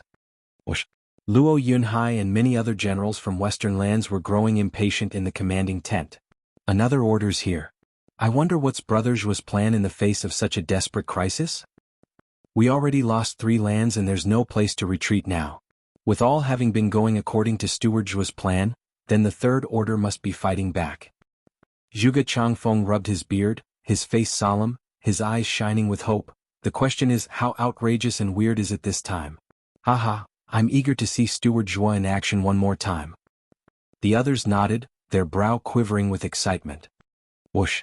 One soldier landed in the Luo clan's camp, bowing. Grand Marshal of the Alliance, Sir Zhuo, orders half of Luo Alliance's strong to defend northern lands' borders. The man presented a jade slip, one that could only come from Sea Bright sect. That's it. Luo Yunhai was puzzled. Brother Zhuo had us come here to protect northern lands. If it's just that, the previous preparations mean nothing. We had been better off waiting for death and happy with it behind our strong defenses. This is unlike Steward Zhuo's style. Lung Wuchang held his chin in doubt. The soldier cupped his hands with a smile. Luo clan head, this order has only been given to you, while the other forces have different tasks. The rest have other orders? What is it? They all cried out. Turning heavy, the soldiers scanned their faces and spoke. Grand Marshal ordered for southern lands and eastern lands, along with western lands remaining half troops to march towards Sea Bright Sect. You are to kill Invincible Sword Bailey Yutian at all costs. What? SSS. The jaws of Luo leaders hit the ground the same way it did to the oldies back in the sect. The order had been relayed at the other camps just then, and shouts of shock came without stop. The Grand Marshal's third order was pure insanity. He wanted to focus all their efforts into taking down the strongest monster of the five lands, Invincible Sword. Zhuge Changfeng, Lung Wuchang and Yu Ming stood dumbstruck, then laughed in realization. I get it now. Steward Zhuo is a genius. Ha ha ha. Only they laughed while the rest were still looking like statues, giving them odd looks. What's going on? Why? They looked at them so wild with joy, letting their laughter free, but also sensing sorrow as tears glistened in their eyes. Steward Zhuge, Luo Yunhai began in worry. Zhuge Changfeng shook his hand and the trio gradually calmed down, turning bleak even. So many years have gone yet Steward Zhuo is still the same. We just can't surpass him. Yeah. What's with you three? Luo Yunhai was bemused. Zhuge Changfeng bowed to him and sighed, Clan head, you know of us having lost to Steward Zhuo back in the day. We've been working these years and assisting Clan head also to compete with him. What he did back then we could do it too, but now we have lost in such a way we finally accept the truth. We will never measure up to Steward Zhuo's one aspect for as long as we live. What? Drive. The trio spoke in unison. Zhuge Changfeng continued with a heavy heart, Clan head, what do you think about a beggar being harassed on the street? Luo Yunhai gave him a confused look, but seeing their cryptic smiles he said, a beggar is being harassed due to his status. If he rises above his station he will be free of any harassment. Ha yes, riches can lessen your attackers. Zhuge Changfeng continued, then Clan head, what if a merchant was held down by a politician? Luo Yunhai was more confused than ever. But he looked at the others' smile and spoke firmly, money can buy anything. Since some politician is pushing against him, he just has to find a bigger supporter to fight back. Yes, using one's assets in exchange for even bigger assets and gaining much more, one step at a time. This is what we three have been doing these years. Zhuge Changfeng sighed, his eyes filled with sadness. From harassed beggars, we became merchants. From oppressed merchants we entered service. But our every progress was met with more suppression, never able to escape it our entire lives. This is who we are. But Steward Zhuo is different from us in this tiny yet crucial aspect. The Luo clan had defeated in 10 years all the other houses and wielded all the power in Tianyu. This is something we could never achieve. Luo Yunhai's heart shook, how is it different? Clan head, how can a beggar never be harassed in his life? Zhuge Changfeng smiled as he asked instead of replying. Luo Yunhai frowned in confusion. Zhuge Changfeng saw him unresponsive and shouted, Clan head, to never be harassed again, one must stand above everyone else. The beggar must become emperor to feel truly safe. How is that possible? Luo Yunhai was baffled. Zhuge Changfeng sighed, yes, it's quite the fairy tale, isn't it? But isn't our Luo alliance today also a fairy tale to the old Luo clan? Luo Yunhai pondered and then turned solemn. This is where we are different from Steward Zhuo. His drive is unlike any other. Lung Wuchang patted Luo Yunhai's shoulder, we never actually accepted when he defeated us back then, since we are no less shrewd than he is. The three sages of Tianyu aren't just for show. Only now do we understand that our vision isn't as broad as his. Our horizon is narrow and our drive weaker. The invincible sword is the core of the Sword Star Empire. We knew this, but he's too strong, deterring us from even considering him. The price to pay is just too great, with little chance to succeed. Steward Zhuo had set his eyes on him from the start, burning bridges and abandoning the land so that he could face the core issue. He has such drive none of us is capable of. Having now been made aware of his plan, we realize the truth. A land has around 30 million men with half meaning 15. Against such a force, Bailey Jingwei had no chance of providing timely assistance no matter how desperate. While the 2 lands and a half of soldiers will make close to 100 million. Invincible Sword is tough, so much so he can handle a land by himself. But what can even he do against the likes of such a combined attack? Using all those countless lives against just one? Who would have the nerve to do this? Not even we considered this course before hearing the order. This is also why the Sword Star Empire will eventually collapse. Steward Zhuo's order is a masterstroke of the ages. I bet that not even Bailey Jingwei would dream that Steward Zhuo would take this action.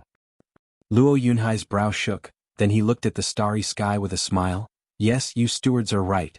I can still remember the day the clan was made of 4 people, staying in the Veiled Dragon Pavilion, and Brother Zhuo coming out to proclaim that the Luo clan will stand at the top. None of us believed him, but now, ha ha ha, Brother Zhuo is a man who only saw the very peak. There's nothing he wouldn't dare or do. That is my Brother Zhuo. Luo clan's first steward is our patron saint. The trio nodded in agreement. Brother Zhuo had us stop to protect us. Lung Wuchang bowed. It's way easier to fight Bailey Jingwei and Dragon Cleaving Sword King's army than going to war with a madman like the Invincible Sword. Yes, you guys sure got the easiest job this time, the soldier spoke with reverie. It's good to have someone left behind in court. Others, I bet, must be sinking in despair from being stuck with hunting Invincible Sword. Right on cue, howls of grief tore at the sky and endless tears soaked the earth. Chapter 1054, Outrage. Chapter 1054, Outrage. Proofreader, Papatonks. What's going on? Why the sudden commotion in the enemy camp? The 3 land forces wailed and grieved like their own funeral, hearing they were sent to die fighting that monster Invincible Sword. The thick air of despair and anguish leaked all the way to the central area's army camp. Bailey Jingwei was still smug in his belief that he broke Zhuo Fan's empty city tactic and took the 3 lands without losses. That guy must be wallowing in his defeat right about now, being rebuked by all the other leaders. But then the sudden widespread grief had him flinch. A scout burst into the tent. Prime Minister, for some reason there is a sharp increase in forces on the northern land side. Their howls alone travel for thousands of miles.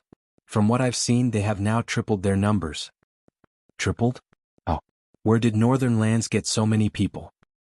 Bailey Jingwei was confused, but then he exclaimed with a mocking smile, oh, since the empty city tactic fizzled out, the lands had no choice but to converge here. Humph, they're nothing but deserters with lower morale. Of course they'll cry. Tell the army to raise defenses for when the cornered dog makes an assault. Yes, sir. The man left. Bailey Jingwei looked mighty pleased, humming a tune. He even started dancing. Whoosh. Dan Qingshen entered the tent and paused, taken aback. Prime Minister, what got you so excited about? Haha, Dragon Cleaving Sword King, you're just in time to hear the good news. The war against the 4 lands will be done in 3 months. I'll be sure to put on a good word to the Patriarch when merit is given back in court. Dragon Cleaving Sword King has always wanted to rule over your paradise? After the unification, that area will be set aside for you to oversee. Oh, I am most thankful, Prime Minister, ha. Dan Qingshen nodded, but his heart sank. He made sure to hide his worries, though behind his smile, Prime Minister, weren't you saying it's going to take a year? Why so soon all of a sudden? Bailey Jingwei leaned back with immense pride. We have to thank my old opponent for that, Zhuo Fan's empty city tactic, ha. His tactic got exposed and ended up delivering the 3 lands to us. Now northern lands borders have increased activity, mostly from the other lands forces teleporting in. In other words, the other lands are ripe for the taking. We will crush their teleportation arrays in a week and the lands are as good as ours. Then in half a month, the 3 armies will be called here and defeat northern lands together. That will give him no room to escape. But with 4 lands united, the northern lands border will be even stronger. It won't be easy taking it down. Dan Qingshen sat at the table and sipped from his teacup, not looking pleased at all. Knowing his thoughts, Bailey Jingwei smirked. Dragon Cleaving Sword King, have you forgotten how Patriarch's team is out there and are waiting for the right time to strike? With both of us working together, northern lands will be weakened and wide open for attack. Now must be the 9th day. Patriarch will act on the 10th. With attacks coming from within and outside, we'll just see how long they'll last, humph. Dan Qingshen's brow shook at Bailey Jingwei's celebrating tone. He lowered his head and just sipped tea in his own thoughts. Bailey Jingwei glanced over with a scoff. The worst sinner in the lands, hated by millions, Zhuo Fan Gu Yifan. I will be sure to raise his monument in every land to be remembered by, he. Though I've yet to settle on the right name. Report. The sudden shout broke his bliss as the soldier rushed to bow and stammer. A jade slip arrived from the enemy's side. Please take a look, Prime Minister. Bailey Jingwei gave it a look and chuckled. He doesn't even care if he's found out, sending jade slips all the time. But with the situation crystal clear, it won't matter even if they're discovered. Prime Minister. The soldier grimaced. The jade slip is a secret message and under a seal. We can't open it. Bailey Jingwei shook and froze in a frown. He sent a secret message to me? Is it that crucial? The situation is obvious, the sea-bright sex barrier is broken, so what could be so important? Does that guy have a way to reverse things even in this clear-cut scenario?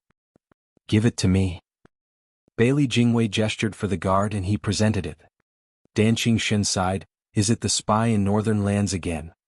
Yes, Patriarch would have a hard time breaking the sea-bright sect, so I took precautions. While he hasn't gotten the heaven-sealing sword, he proved his use by sending intel on Gu Yifan being the Grand Marshal of the Four Lands. Bailey Jingwei knew Dan Qingshen would have figured it out in the end, so he didn't deny it. He made a sign and the jade slip was unsealed for him to read. He was better off not knowing anything, for the information shocked him to the core. His hand relaxed and the jade slip broke as it hit the floor. Dan Qingshen paused, seeing the great Prime Minister Bailey lose his cool. Prime Minister, are you all right? Zhuofan, you're brutal. Bailey Jingwei took a good while to come to, but now his face was twisted, his nails digging into his palms till he bled. Bailey Jingwei looked savage. I knew he shouldn't be left alive. He's terrifying in the command of the Four Lands. He actually found out my greatest worry and still dares to use it.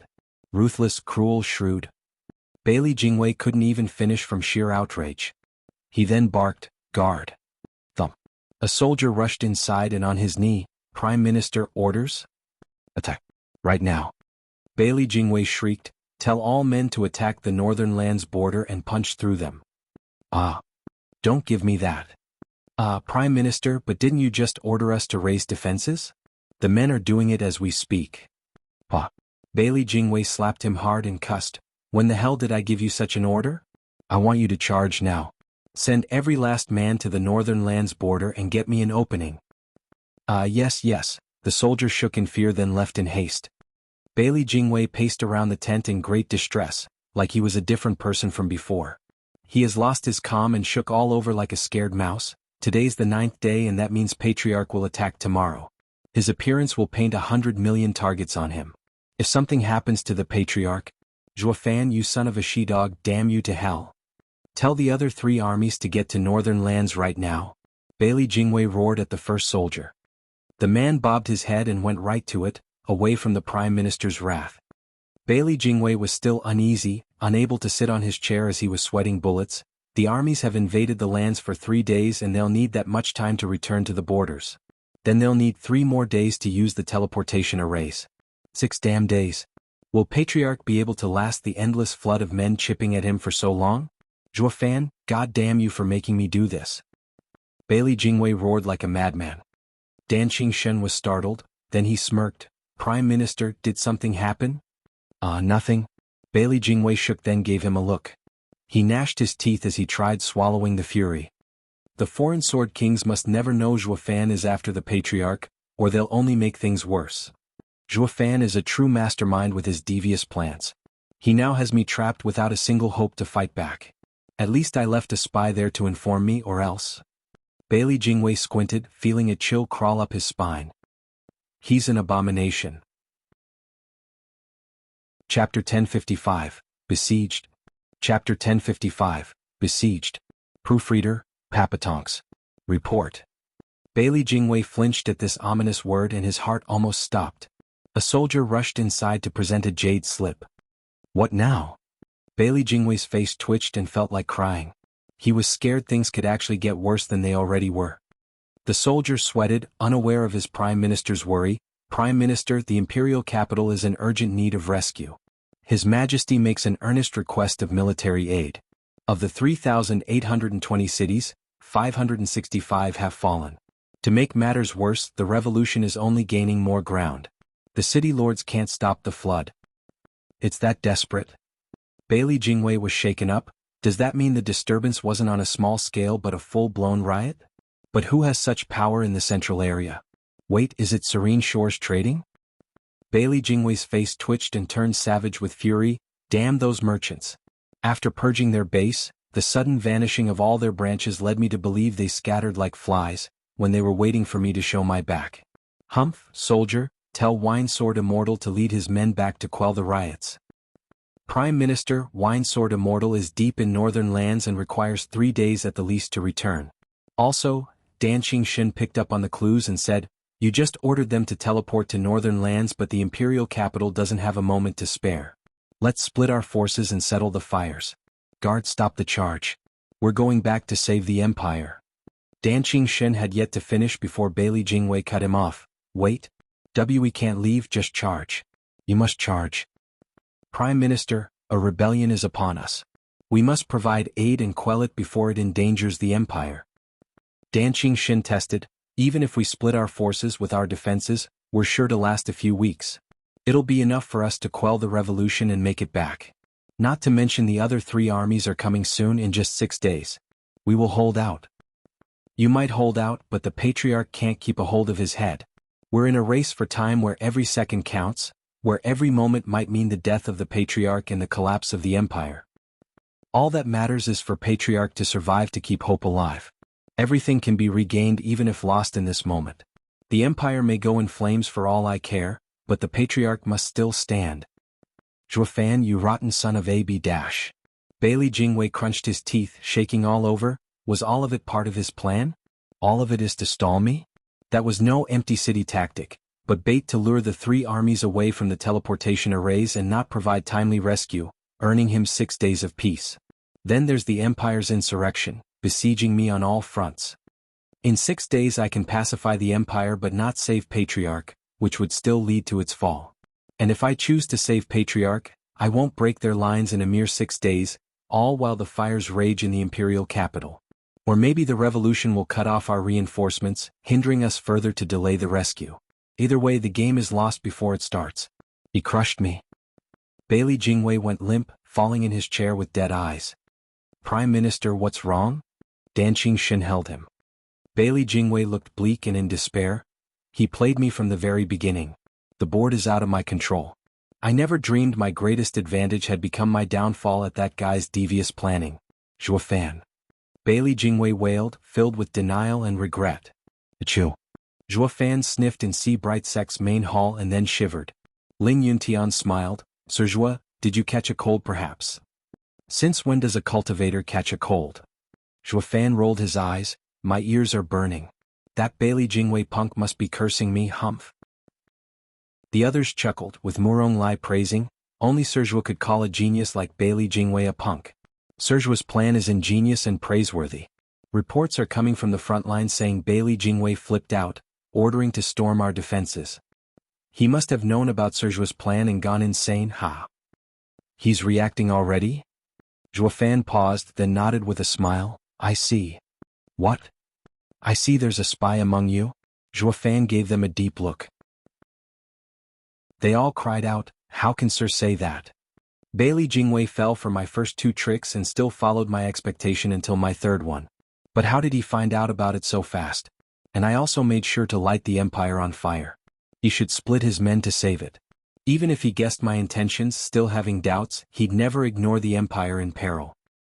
Zhuofan's eyes flashed as he looked over the oldies. The answer couldn't be simpler. He didn't guess my plan but was certain of it. Oh, only if someone told him. That's why he flipped out and started a mad charge. The men gasped, we have a traitor? Oh. Everyone looked at each other in suspicion. Zhuofan smiled and waved without worry, not that it matters. Covert operations are about mind games, about laying traps and running the minute it's exposed, unlike an overt plan. It won't affect the plan if others realize it. I had his 3 armies stalled in the 3 lands, losing precious time to come back. He is also stuck even with charging the northern lands, not having the manpower to break through the lines anytime soon. It is this time that will earn us victory. Sir Zhua, did you foresee a traitor among us? Ling Yuntian asked Zhuofan.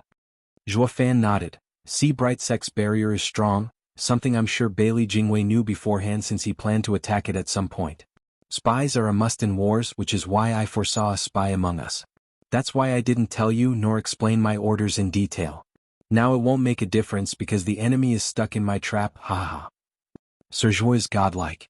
Everyone looked in awe at Zhuofan, in awe of his skills. Only Murong Shui looked askance with a cold face. Though she might abhor Zhuofan, she had to give the man credit for his methods. He is the vilest devil, a demon archon with unlimited appetite for destruction and blood. Once the war is over, he must be removed for good. What man would throw away 100 million lives for victory? Zhuo Fan noticed it was getting dark and grinned. Friends, the time limit to deal with Invincible Sword is 6 days. Any later and Bailey Jingwei would have all the army assembled and anything can happen. We have to kill Invincible Sword within this period. The men grew solemn and nodded. Shengguan Feixiong smiled, holding out his dear sword. Zhuo Fan, you haven't unsealed it last time since you were in jail and used it as leverage. Now you are our Grand Marshal, one of us. I still want to fight Invincible Sword and can't do it without Soaring Sword. Of course. Zhuo Fan's right eye flashed in 2 golden halos at the Scarlet Sword. Divine Eye of the Void, second stage, Void Annihilation. Bam. The sword shuddered, then shone a bright red as it flew around, having regained its freedom. The people stared agape. That's it? The Soaring Sword is unsealed just like that? Doesn't that make us all fools for toiling over it for a year? They all looked at Zhuo Fan with shock and awe. Zhuo Fan is a miracle worker and not just a mastermind. Shengguan Feixiong beamed as he looked at the divine sword. He made a sign and the sword fell in his grip. Thank you so much for this immense help. It's fine, haha. Zhuo Fan had no shame in his casual attitude. But then Shengguan Feixiong turned heavy. The hell would I do thanking you? That was your duty to begin with. This was part of our first deal. Zhuo Fan grinned. Ling Yuntian smiled, stepping between the two and saying, Shengguan clan head, you're wrong there. He only said about giving you the sword and not in what condition. Now Sir Zhuan sealed it, so how can you say that? Yeah, you. Fine, now your Soaring Sword is back to you, so go on. Ling Yuntian urged him to the side before beaming at Zhuo Fan. Sir Zhuo, the Soaring Sword is settled, now it's about haha. Haha, when will your guard be returning with it? Oh, you'll meet her when you see Bailey Yutian. What? They gasped. Zhuo Fan had an evil grin. Hasn't she already told you who she is? Since she's Frigid Rain Sword King, then she'll take Heaven Sealing Sword to Bailey Yutian. Since you'll be meeting that old man soon, you can ask him for it. What? Their hearts sank at Zhuo Fan's devastating news. Is Sir Zhuo working with Bailey Yutian? Chapter 1056, Sending Off. Chapter 1056, Sending Off. Proofreader, Papatonks. Everyone looked at Zhuo Fan as if he grew a second head. Murong Shui was the one most affected, but then she lashed out, see that? I knew he's not dependable, yet you all insisted on trusting him. He used the Heaven Sealing Sword to bait you all this time, only to tell us now that the Divine Sword is with Invincible Sword. He was playing us all along. Zhuo Fan smirked. The men frowned and hesitated, with Ling Yuntian gathering the courage only to be supplicant. Sir Zhuo, you promised us that you'll return the Heaven Sealing Sword, so why? Yes, I did and I am. Go see Invincible Sword and ask him to give it back. Ling Yuntian was on the verge of tears. Isn't that twisting words, Sir Zhuo? The old monster came from it specifically, and now that he has it, you think he'll be a fool to just give it back? Hey, you're not that far off the mark there, hee hee. Zhuo Fan cocked an eyebrow, complimenting his evil smile. The others were bemused. Zhuo Fan gestured for Ling Yuntian to come on over to lend his ear. Didn't you just say he came for Heaven Sealing Sword? When you see him, tell him that it was not him who took it. Zhuo Fan acted like he shared his deepest secrets, showing a confident smile. Ling Yuntian frowned in doubt. That's it? You don't believe me? Has my plan ever failed? Zhuo Fan gave an insidious smile, acting like he was counting his greatest hits. When Bailey Yu couldn't steal your sword and pass the barrier, it was my idea that had her succeed. When Bailey Jingwei attacked all lands, you were all being hysterical in despair, yet it was I who broke the invasions. Now, the hunt for Bailey Yutian, the same thing that is now driving Bailey Jingwei insane, is my idea too, no? Has any of them failed? You still doubt me after all this? Ling Yuntian pondered and relented a nod. Yes, Sir Zhuo has shown great success in every aspect, a man of integrity and infallible genius. I'm fortunate you're on our side, or else our end would have come far quicker. Then, when we'll look for Invincible Sword tomorrow, we'll just do as Sir Zhuo said. I just hope it'll prove as effective as all plans. Of course it will work, now go. With the Heaven Sealing Sword back, your 3 swords will make light work of him. Zhuo Fan shooed him away, shouting at the rest. The plan can't be clearer now, so just go grasp victory. If anything happens, I'll be sure to amend the plan from the back. The others nodded and bowed before leaving. Then we shall take our leave. We are grateful for sirs overseeing the battlefield. Zhuofan found himself in the spacious hall with his dear Chu Qingqing, Qiaoer and Murongxue. What are you still doing here? Zhuofan gave her an odd look. For now all is quiet. With them going away, shouldn't you do the same? I'm watching you. Watching. Yes. Murongxue stared with an icy gaze. You're one sick man, backstabbing and traitorous. One moment you're with invincible sword, the next you're giving advice to us. Nothing about you is trustworthy. I am never going to leave you out of my sight, stopping you from doing something that will plunge the world into hell. Murongxue sat in a chair, unmoving. But her eyes bore into Zhuofan every second, making her presence most off-putting. Don't you try anything, I got my eye on you. Man, she's a pain. Zhuofan smirked and walked to Chu Qingqing's side. Miss Murong is welcome to stay, I won't tell you to go. But me and my wife have been so long apart that, with these days detained over some trifles, that only makes me anticipate our time together. So us two might be doing something inappropriate for public display. Miss Murong is, of course, welcome to stay and gain much knowledge on the subject. I sure don't mind. Maybe Miss will also like some hands-on teaching, haha. Why you? Murongxue blushed hard and grew irate. Her purty eyes stared daggers at him, unable to come up with any retort. She ended up flicking her hand and leaving, humph, all men are rotten to the core. Be careful not to include your brother as well. But seriously now, you don't want to gain early practice? It's all gonna pay up later. Drop dead. Zhuofan knew no shame, his voice traveling outside the hall and making her yell even harder. Zhuofan chuckled, then he turned to the dull-eyed Chu Qingqing with grief. Qiaoer, call Wu Qingqiu, Shui Ruohua and the others. Don't let anyone know. Yes, father. Qiaoer replied seriously and left. Just a stone's throw away from the main hall, Murongxue still hadn't given up on watching him. She then noticed Qiaoer leaving and her heart sank, actually believing Zhuofan's words. Pervert, your wife is like that and you want. Humph, shameless bastard. Murongxue huffed and left as well. Inside the main hall, Zhuofan and Chu Qingqing were now alone. Looking at her gentle face and her white hair, heartbroken like he was with Ning'er, Zhuofan's eyes grew hazy, taking out a comb and started running it through her long silky locks. Qingqing, we may be married, but I've never been completely honest with you. Zhuofan teared up. I am not from here. In fact, I shouldn't even be before you. I am a demonic emperor, bearing heavy sins, bringing chaos and destruction wherever I go. Maybe the heavens wished for this.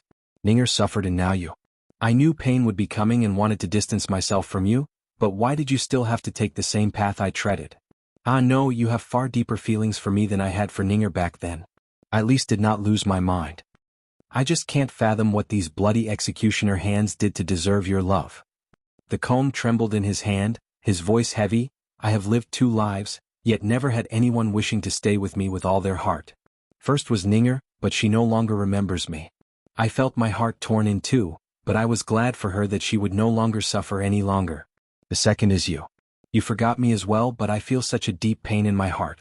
Qingqing, I do wish for you to forget me, but I hope you'd always recall me as well.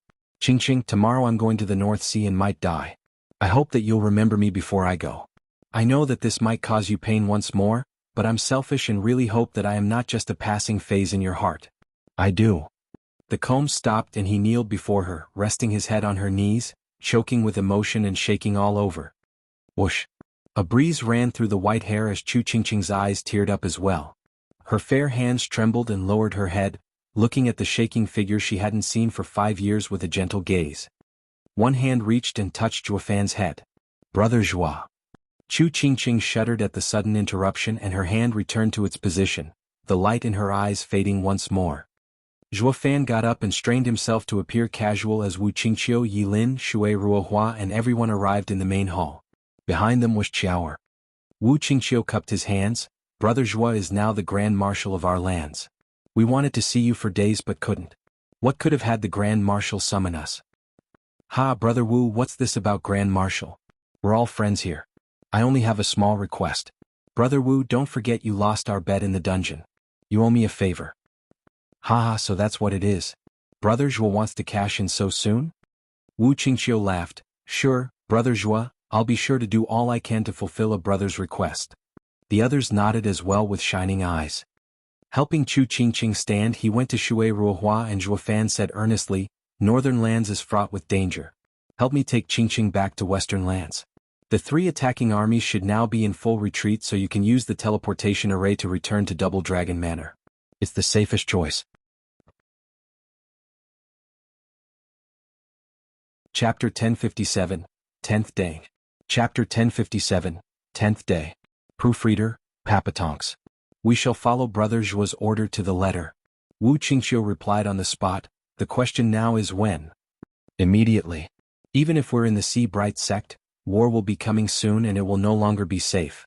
I hope to get Qingqing out as soon as possible." "Sure, we will go right now." Wu Qingqiu and the others bowed. "Brother Zhuo, take care."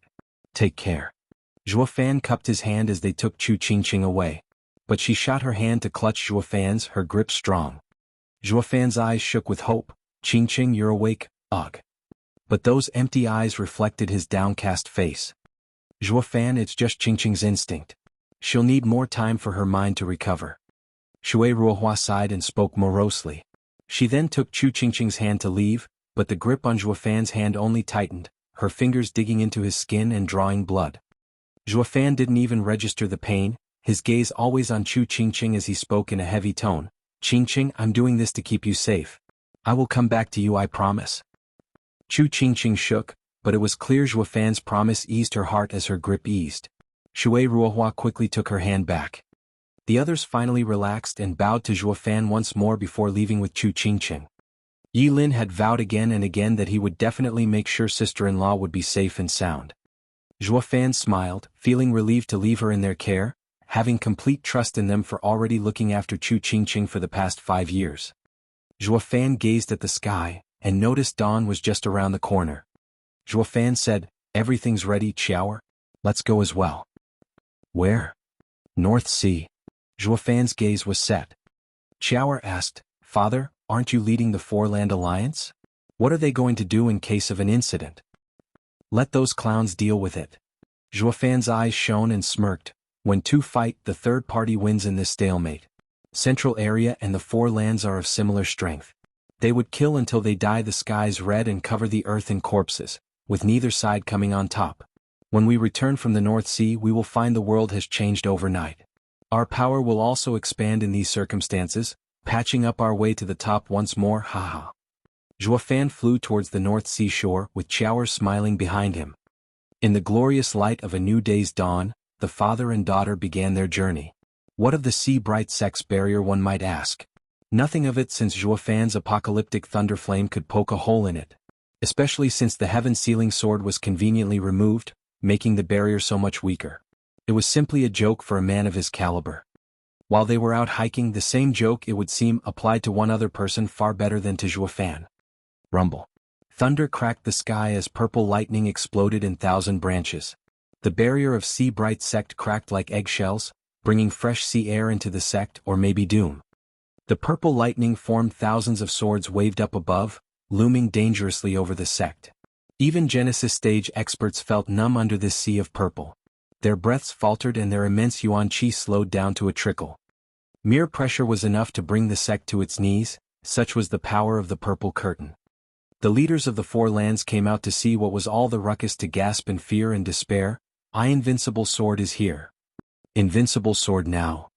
Murong Shui glanced at the purple attack hanging above him and gasped, "Is this the effect of Invincible Sword's attacks?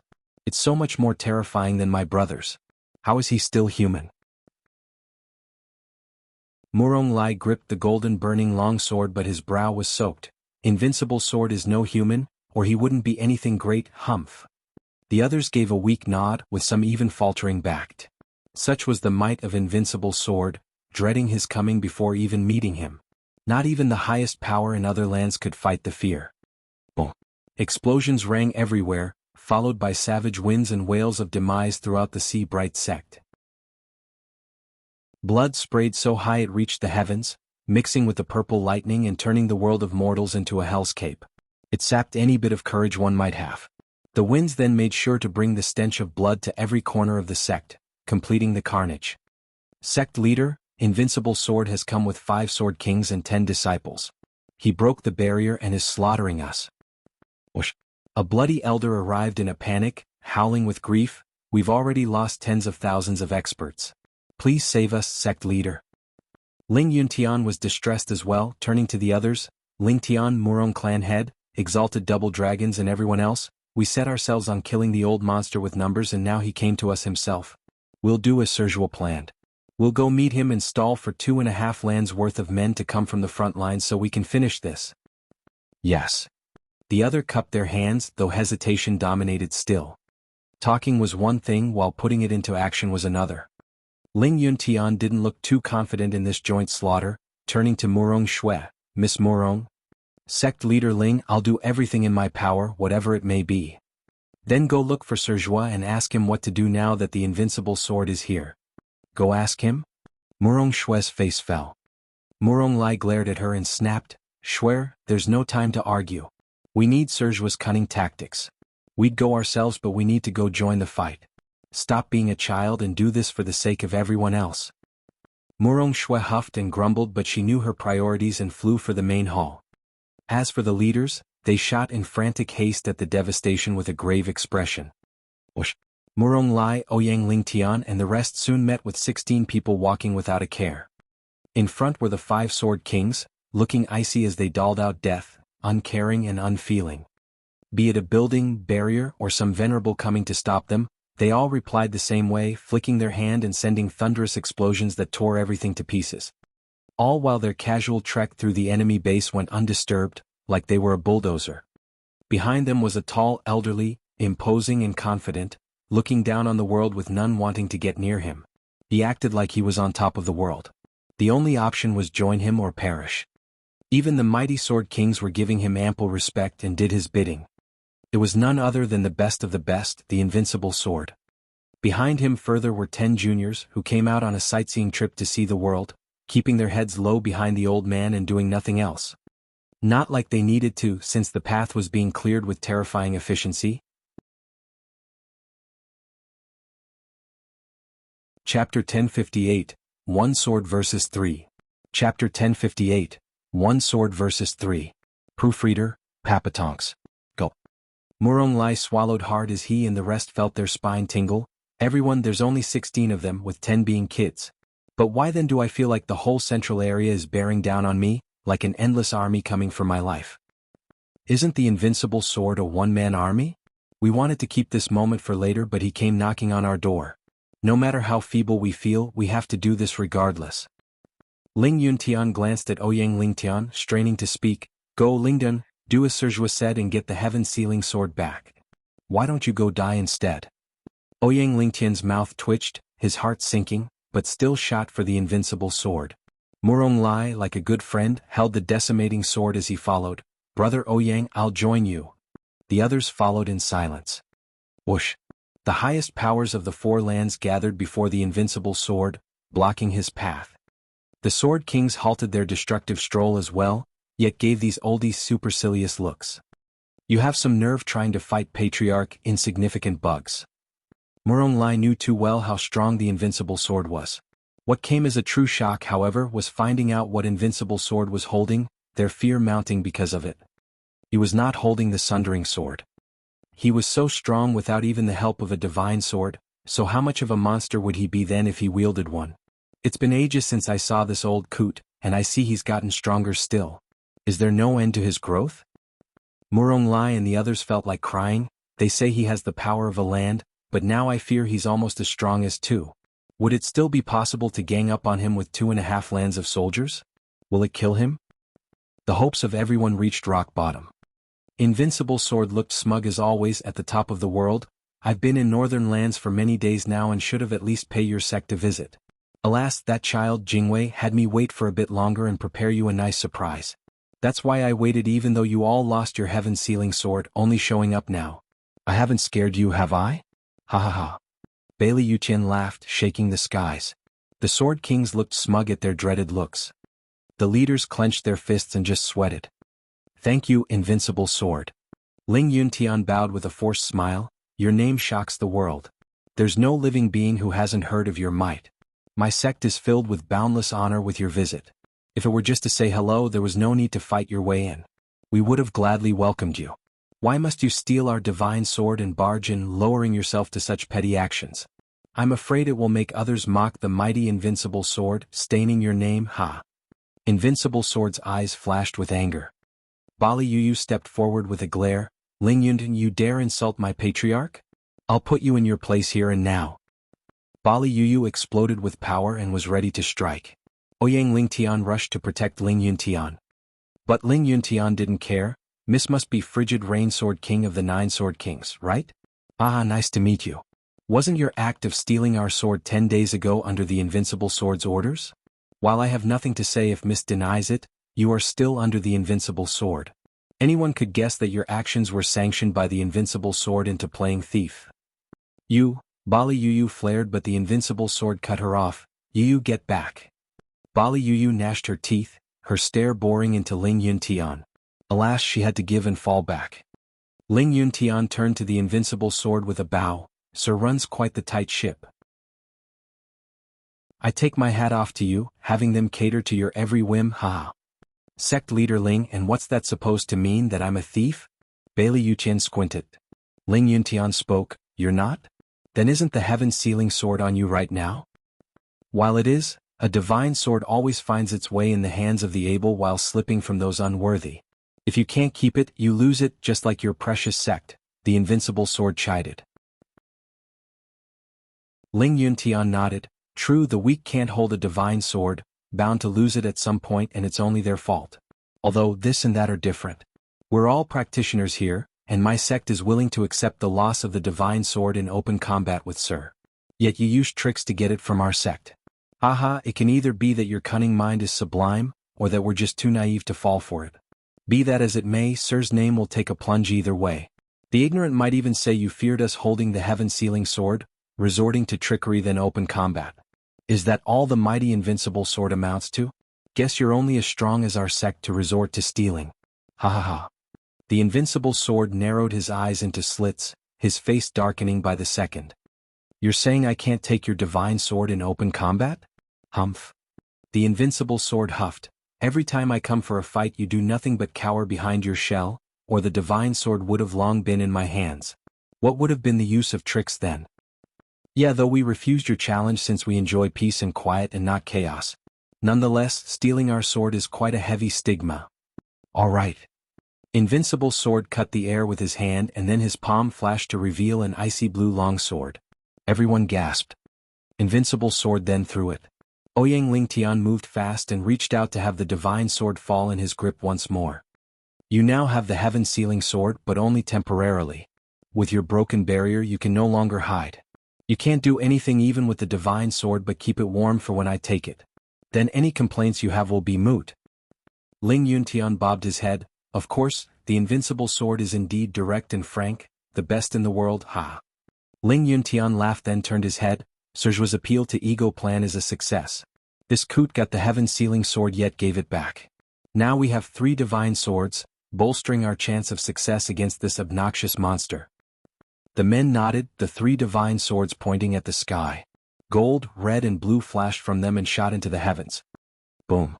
The predominating purple lightning was now cut in half, replaced with golden flames, scarlet glows and blue traces from Murong Lai's decimating sword, Shangguan Feixiong's soaring sword and Ouyang Lingtian's heaven-sealing sword.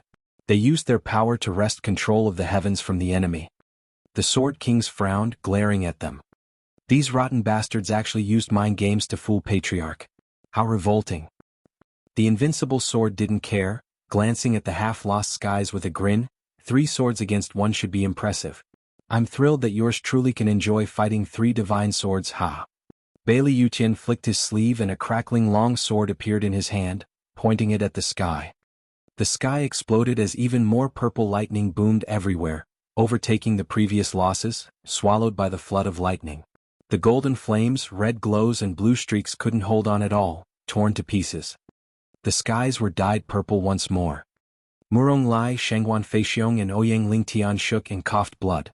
Shangguan Feixiong had it worse. Not being on a Sword King's level gave him the worst wound. The other 2 stared at invincible sword with blood dripping from their mouths in dread. Only the invincible sword could wrest back dominance from 3 swords.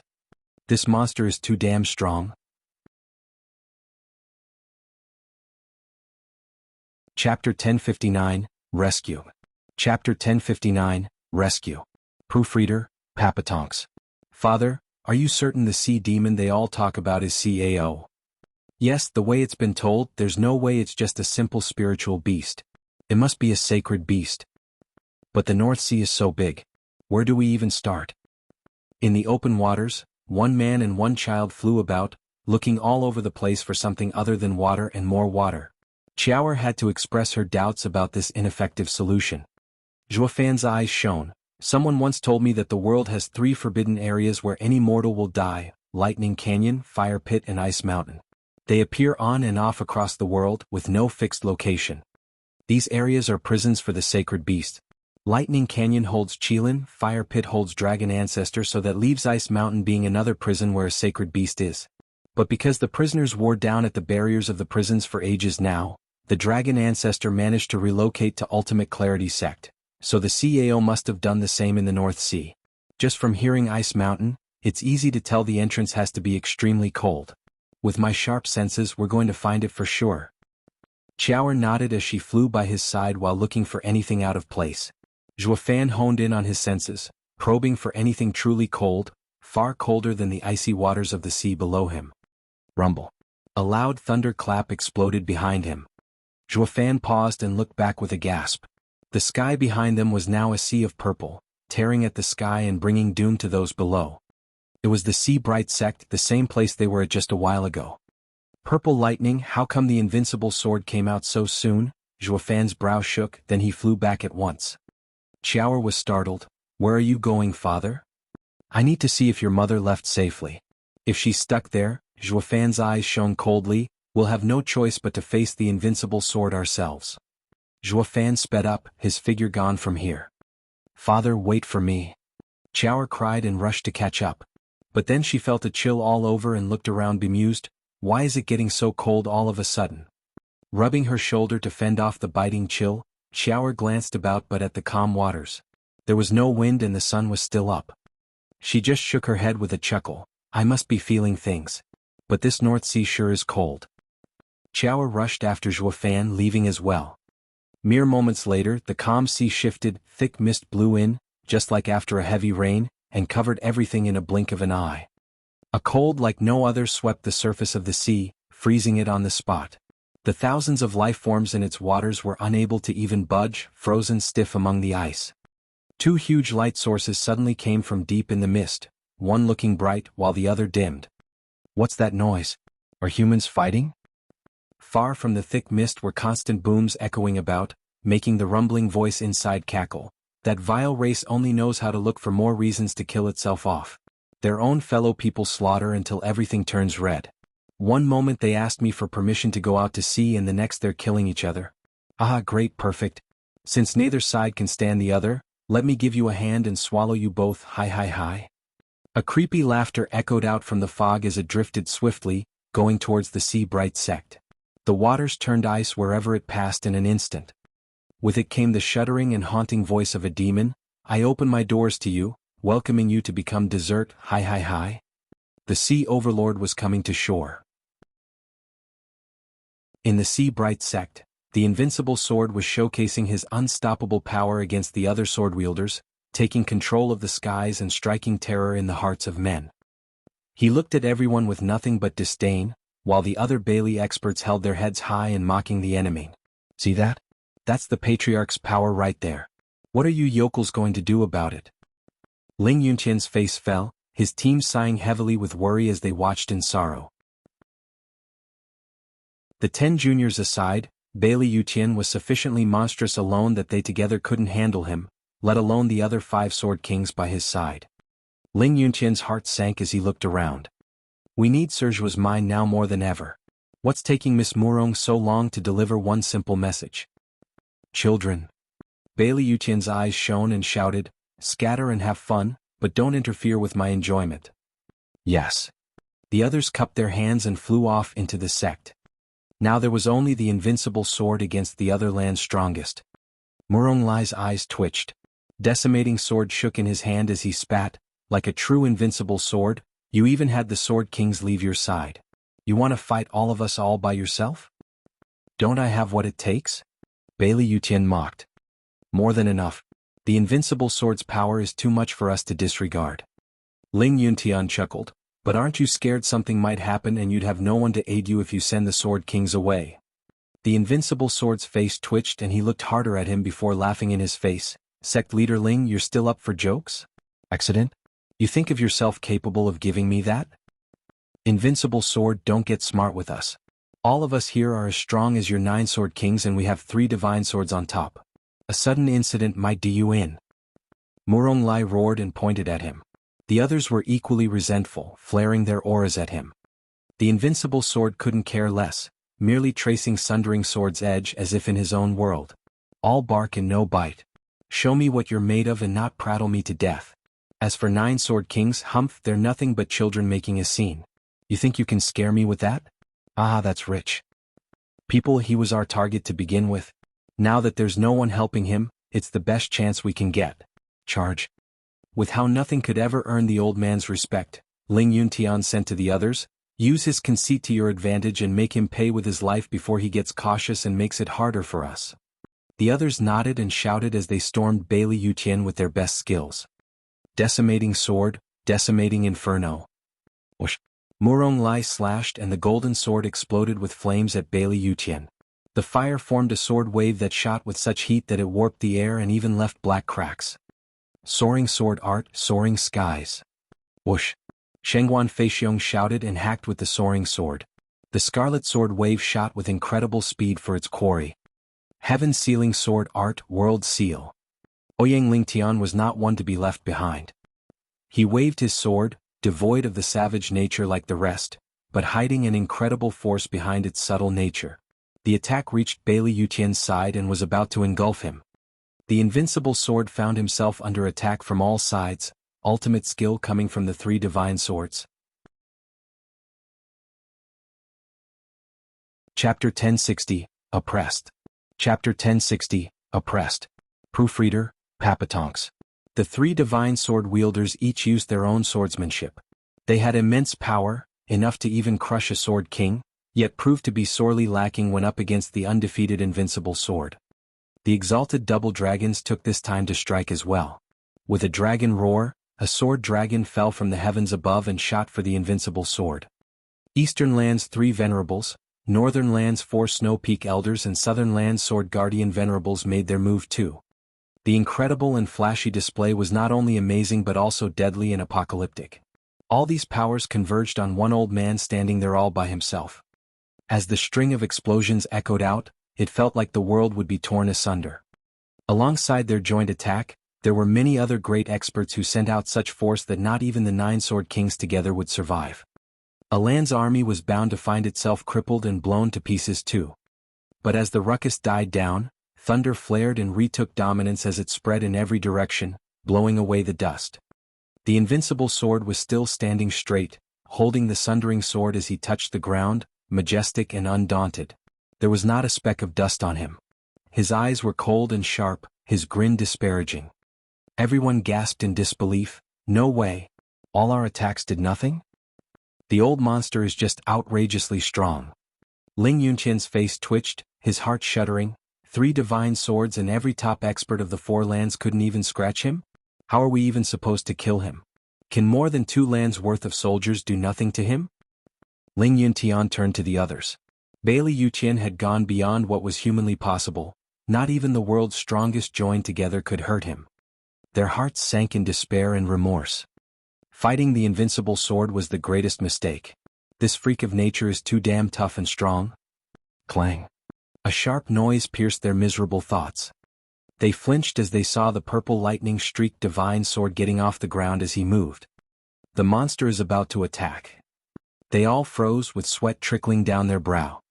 The invincible sword wore a sneer, his eyes shining as he raised the purple sword high. You attacked first and didn't feel a thing. What an utter disappointment.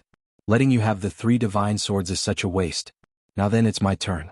Once I remove your heads from your necks, the divine swords will belong to me and no one will question my methods. Their blood ran cold and flinched back with fear. Whoosh. Bailey Yutian used no skill, just slashed like usual. Though anything average turned extraordinary when it came to the likes of Bailey Yutian, carrying with it an unstoppable force of nature. Rumble.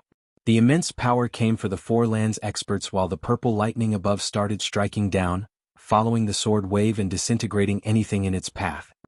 Everyone panicked, with Ouyang Lingtian rushing to use the heaven-sealing sword, heaven-sealing domain, sky sword.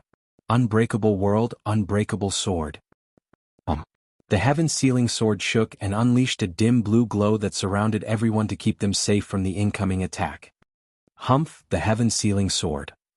Bailey Yutian mocked, the heaven-sealing sword art seals everything. But you, Ouyang Lingtian, are too weak and can't stop the pinnacle of the sundering sword art that I've reached. Boom. The thin blue barrier had no chance against the onslaught, gone upon contact with the thunder sword wave. Ouyang Lingtian coughed blood on the spot and was sent flying. Murong Lai and Shengguan Feixiong rushed to use their own swords, faring no better than Ouyang Lingtian even if working together. They coughed blood and were flung away all the same. The three sword-wielders didn't stand a chance, which meant the others were far worse off. The deadly sword wave carried berserk lightning as it boomed swiftly towards them, through them, and into the horizon. It pulverized anything in its path, laying waste to half of the Sea Bright sect in that attack alone. As for the land's experts, they didn't get to let a wail out, gone from here and sent thousands of miles away, buried under the rubble either dead or near it. The invincible sword was just too terrifying. Biting winds swept the dust away, though the invincible sword resumed leaning on his sword, standing there among the desolation and destruction. He eased a long breath, frowning as he began to walk. If I knew how it would turn out, I wouldn't have sent the brats flying. With all of them all over the place, it's going to be annoying finding the divine swords. What a pain. Bang. The invincible sword flew up and searched along the ruins. The 5 sword kings and the princes heard the loud commotion and jumped. Crown Prince Bailey Jingtian looked back at the huge dust kicked up by the attack and gasped, "Patriarch is amazing. That slash alone must have finished them all off.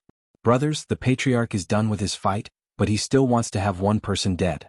We will help him by bringing back that guy's head." Right?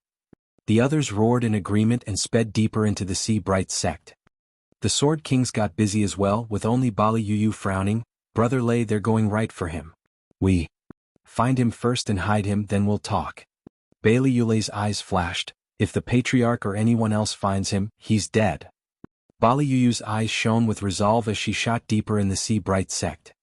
On the easternmost side of Sea Bright sect, Wu Qingqiu's group were frantic in their rush with the dulled Chu Qingqing, sometimes looking back at the devastation with a chill down their spines. Brother Zhua has to be either a god or a bad omen. He had us take Qingqing out of here since it won't be safe, and it's already gotten dangerous. Even the invincible sword came. It won't matter if we die, but we'll fail to fulfill Brother Zhua's request. Senior Brother Wu, the teleportation array is farther away, but they seem to be closing in fast. Shui Ruohua held on to Chu Qingqing as she heard the shouts coming from behind. Yan Imo spoke, "Those are from the elders of the Sea Bright sect coming out to stop the enemy, who shouldn't be too outrageous like the Sword Kings and Invincible Sword." Of course it's not them. From that huge explosion and rumbling in the distance, that must be where the Invincible Sword must be fighting. He won't show up here. We will be safe for now. Wu Qingqiu smiled and eased their worries. "We'll arrive in 15 minutes and we'll be safe for good, ha." The others nodded and smiled even as they sped up. Protecting Qingqing took priority. A shout then reached them, "Wu Qingqiu, where are you guys going?" The group stopped, startled. Did they catch up so soon? But the shouts are still far away. How does he know of Senior Brother Wu's name then? Did he lay an ambush? Wu Qingqiu looked puzzled as well. Why does he know my name? It might be an ambush, but for a simple disciple of the Four Lands? Even if it was set up to kill potential dangers, he wasn't exactly at the top either. At the very least, he had 2 ahead of him in Western Lands, Zhuo Fan and Yi Lin. Shouldn't he kill them instead? Why does he even know my name? Wu Qingqiu's group was stumped as to what was going on.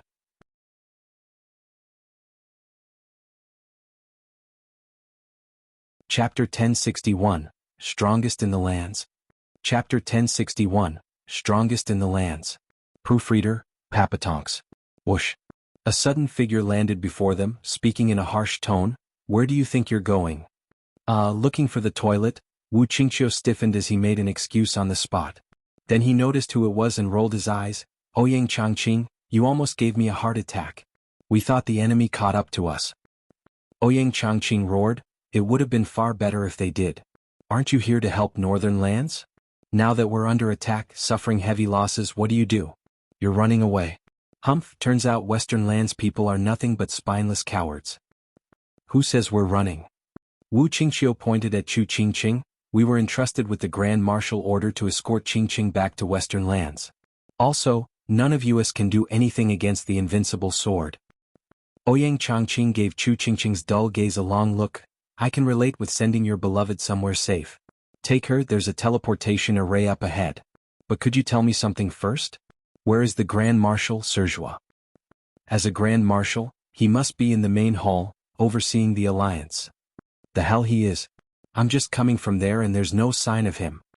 Ouyang Changqing mocked, that guy is a coward as well, running the moment the invincible sword came killing.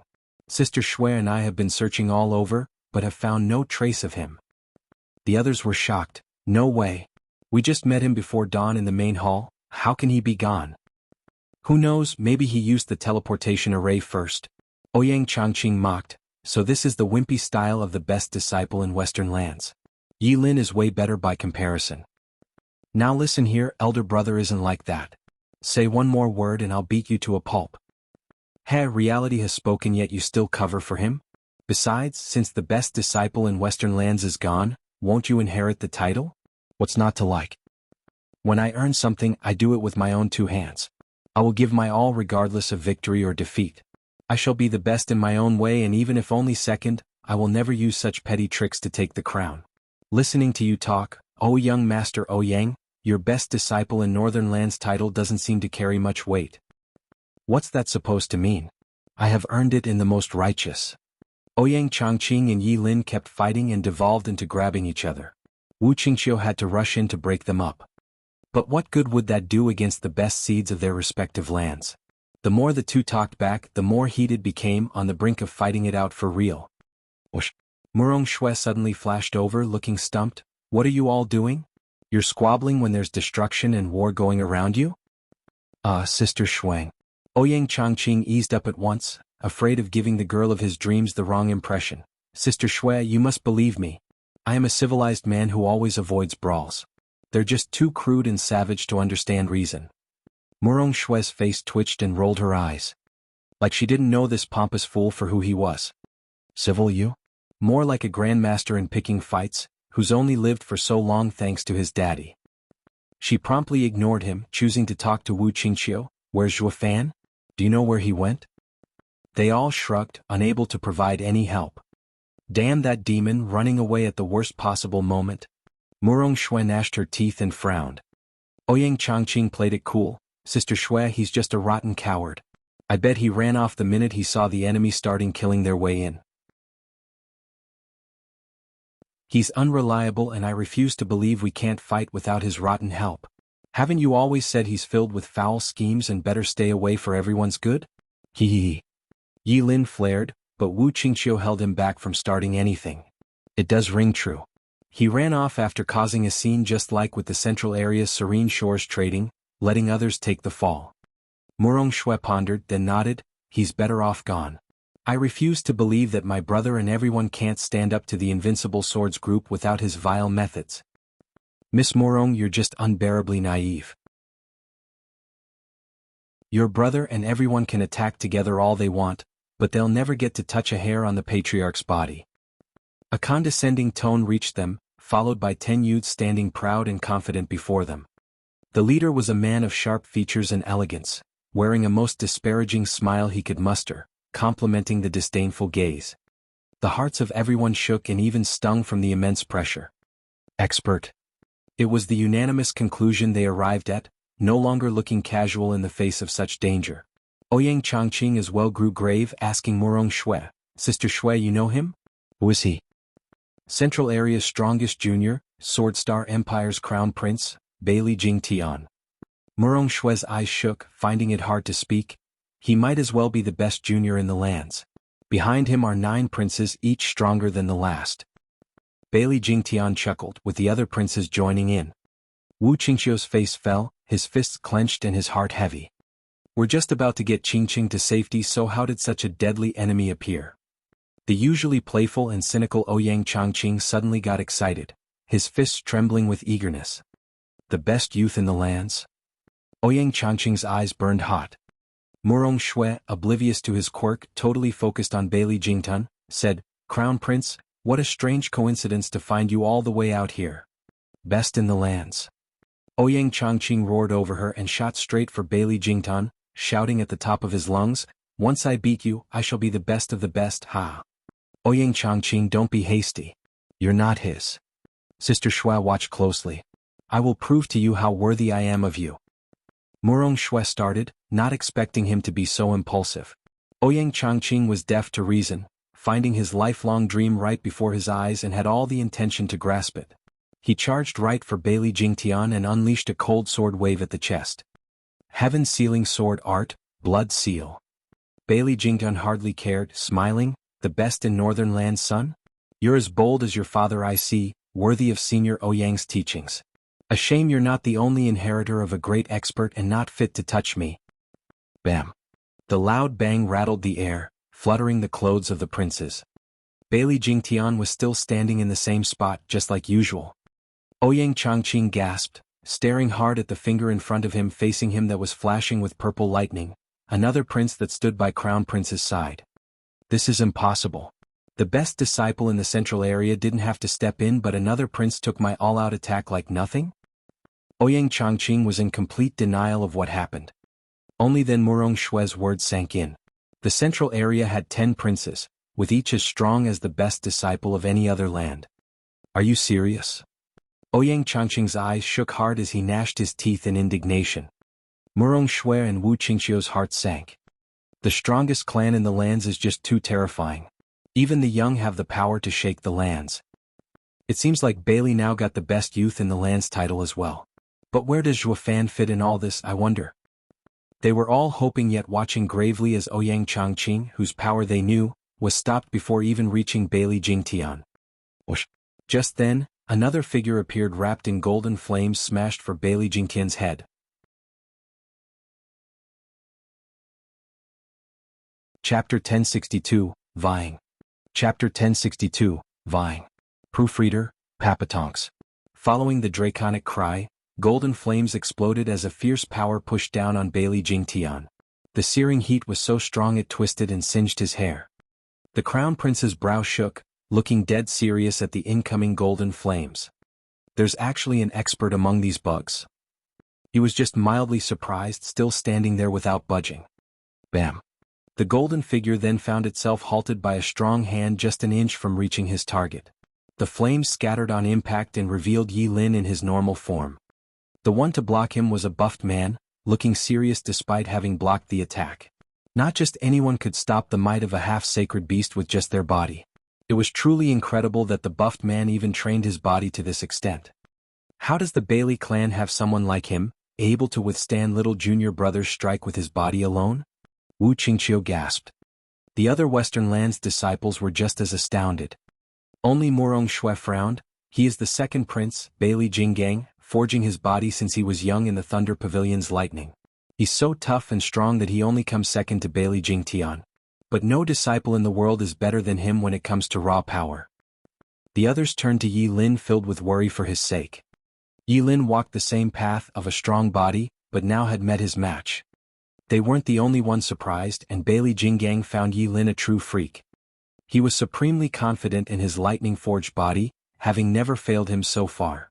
Yet taking on Yi Lin's, he felt like a hammer blow got smashed into him, feeling it in his bones. A piercing pain like no other came screaming from his body. He only kept a straight face by gnashing his teeth, or he'd be tearing up right about now. He certainly did not think the 5 lands would have another freak in body cultivation. Bailey Jinggang looked up at Yi Lin's savage eyes in wariness. Their nature was antagonistic. He was about to fall back, letting his elder brother deal with it, but Murong Shui happened to announce his mighty body for all to hear. Now this is a problem. Leaving like this will make me look bad. Seeing the caution in their eyes, Bailey Jinggang lamented. He had to suffer through those bitter tears, all for the sake of upholding the world's image of his tough body. So he withstood Yi Lin's sweeping leg, feeling the heat on contact and gnashing his teeth. He even managed to force Yi Lin back. The others were more shocked than ever, believing in Murong Shue's information. Bailey Jinggang is really strong enough to push back little junior brother with strength alone. Bite me. The true strong one is that freak coming out of nowhere. Where did he get all that power? My arm's about to snap. Bailey Jinggang's face twitched, crying on the inside. He finally managed to keep a straight face through the pain and anger, then he flung Yi Lin back. Ouyang Changqing's adversary struck as well, sending him off. Ouyang Changqing and Yi Lin looked grave at these 10 men, while the two princes walked back unconcerned and with disdain and hands behind their back. Yi Lin and the rest failed to notice Bailey Jinggang's arm shivering all over, while the other princes' fingers spasmed as ice formed on them. It looked like the princes scored a victory each, but looking closer they got the short end of the stick. But they had to put a show of calm to preserve their dignity. Bailey Jingtian saw the truth and gasped inside. These bugs actually have some good seats. Not all of the Four Lands juniors are worthless. Second brother, third brother, stand down. They came for me. Who asked you to interfere? Bailey Jingtian looked after their reputation and had them fall back on purpose. The two bowed, going behind him. These two were true geniuses that only the crown prince could face. Bailey Jingtian looked around and stepped before the two adversaries with a smile. I know of Ouyang Lingtian's son, but the other. Western Land's best disciple Yi Lin. Ouyang Changqing was the one to reply. Bailey Jingtian eyed him and nodded. Oh, I was wondering how this young master could show such skill. So you're the best of your generation in Western Lands. Wrong, I'm just the second. First is my elder brother. Yi Lin scoffed, finding it totally beneath him in taking something that wasn't his to begin with. Bailey Jingtian jerked. For Western Lands to have such a mighty figure as a runner-up, then the first must be godlike, right? Wrong again, he's only a coward, running off at the first sign of your coming. Shut your mouth. Elder brother's valor is beyond your understanding. He'll never run. Try saying that again. Zhuofan is a coward, fleeing with tails between his legs, ugh. Ouyang Changqing was disdainful and mocked, but then Yi Lin flared in anger. He grabbed the other's neck while Ouyang Changqing did the same, not to be any lesser. The two were back to arguing once more. Murong Shui and the others' faces fell. War is in front of us and these two only know how to squabble. Bailey Jingtian frowned, smiling after a pause. Zhuofan, are you talking about that Qian Fan merchant, Steward Qian? Right, he's been using that name to get into the Sea Bright sect. Ouyang Changqing replied while focusing on fighting with Yi Lin. Bailey Jingtian snickered. Then may I ask, where is this Sir Zhua? How should I know? Ask them. If there's anything worse than a tough enemy is a dumb ally. Ouyang Changqing was so caught in wrestling Yi Lin he let his mouth run off, grumbling and pointing at Wu Qingqiu and making it even worse. They're defending Zhua's wife and escorting her home. They must know about him. Oh, Zhuofan's wife, is it? Bailey Jingtian gave the others a look. Their hearts sank and stepped before Chu Qingqing, which only worked to point her out to Bailey Jingtian. Bailey Jingtian smiled and his eyes flashed. Grab her and we'll get that guy's location, haha. Bailey Jingtian flicked and the princes charged at Wu Qingqiu's group. Everyone flinched, with Yi Lin panicking. He stopped fighting with Ouyang Changqing and went to help. Ouyang Changqing finally reacted, finally knowing who the enemy was, and went to help. But then someone jumped up to stop them. Bailey Jingtian. He wore a mocking grin, speaking with disdain. Weren't you coming at me before? Well, here I am, attack me together. Beat it. Don't touch my sister-in-law. Yi Lin roared as golden flames turned into scales and charged like a tornado for Bailey Jingtian. Dragon scale flash. If you want Zhuofan, go find someone else, not his woman. I hate nothing more than bastards who go after women and children. Ouyang Changqing roared, releasing his aura and flicking his fingers, sending icy waves at Bailey Jingtian. Heaven sealing sword art, endless ice seal.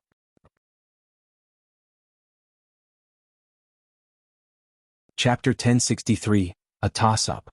Chapter 1063, A Toss-Up. Proofreader, Papatonks. Whoosh. The cold sword wave stilled anything it passed through as if stopped in time. Whoosh. Golden scales rained down like meteors at Bailey Jingtian, blocking any chance of evading. Yi Lin and Ouyang Changqing worked together for the first time, bringing out the best in each other. Bailey Jingtan hardly noticed the danger, still wearing that disparaging smile. Did you know that the Patriarch's demands are the harshest? Every time we fight, if even one time we fail to take on 100 experts of our level by ourselves, we fail his expectation. In regard to those fights, you two coming at me is hardly enough to make me sweat, haha. Bailey Jingtian's eyes flashed, feeling the dangerous attacks coming near, and merely waved. Rumble. With a rumble, lightning snaked from above, thousands of them forming into a sharp sword energy, smashing down on the ground to destroy it. Yi Lin and Ouyang Changqing's attacks were torn to pieces, the overbearing shockwave coming right for them and sending them flying, trailing blood behind them. They paled instantly, finding that Bailey Jingtian's had the same smile once dust settled. He hadn't moved an inch. Their attacks had no effect whatsoever, but instead they were the ones to suffer. This is terrifying. They were mighty youths, so how could they be routed so easily? Was this the power of the best disciple in the lands? The two were overwhelmed at the disparity. Yi Lin was having a difficult time believing that he, a sacred beast inheritor, would lose to another peer again. The remorse in his heart was too much to bear. He ought to know that while he was the dragon ancestor's inheritor, the enemy was the sword sovereign's successor, a mere toss-up between them. As for strength, the master led while the disciple grew on his own abilities. Dragon ancestor was a sacred beast, making it hard to clearly convey his skills to a human. As for a sacred weapon successor like Ouyang Changqing and Bailey Jingtian, they had understood Sword Sovereign's essence through the sacred weapons.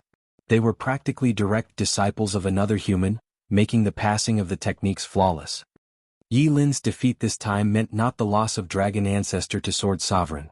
It only stated that humans and sacred beasts were different. A sacred beast taking a human disciple would not be able to impart all their skills. Moreover, these two's cultivation was also a gulf. Wiping the blood from his mouth, Ouyang Changqing was not about to admit defeat anytime soon. Turning to Yi Lin, "Brother Yi Lin, I almost forgot to tell you. That punk is in the Genesis stage. We are without a doubt mighty geniuses, but with only soul harmony stage cultivation we'll only suffer against him. We can't compare with him in the usage of the world's power." Makes sense, but could you please stop with the narcissistic praises? You should have stopped at calling me a genius. Don't include yourself as well. Yi Lin glared at him. Ouyang Changqing rolled his eyes. Fine, but now what do we do? I do have a plan, but I need Brother Yi Lin to work with me. Say it.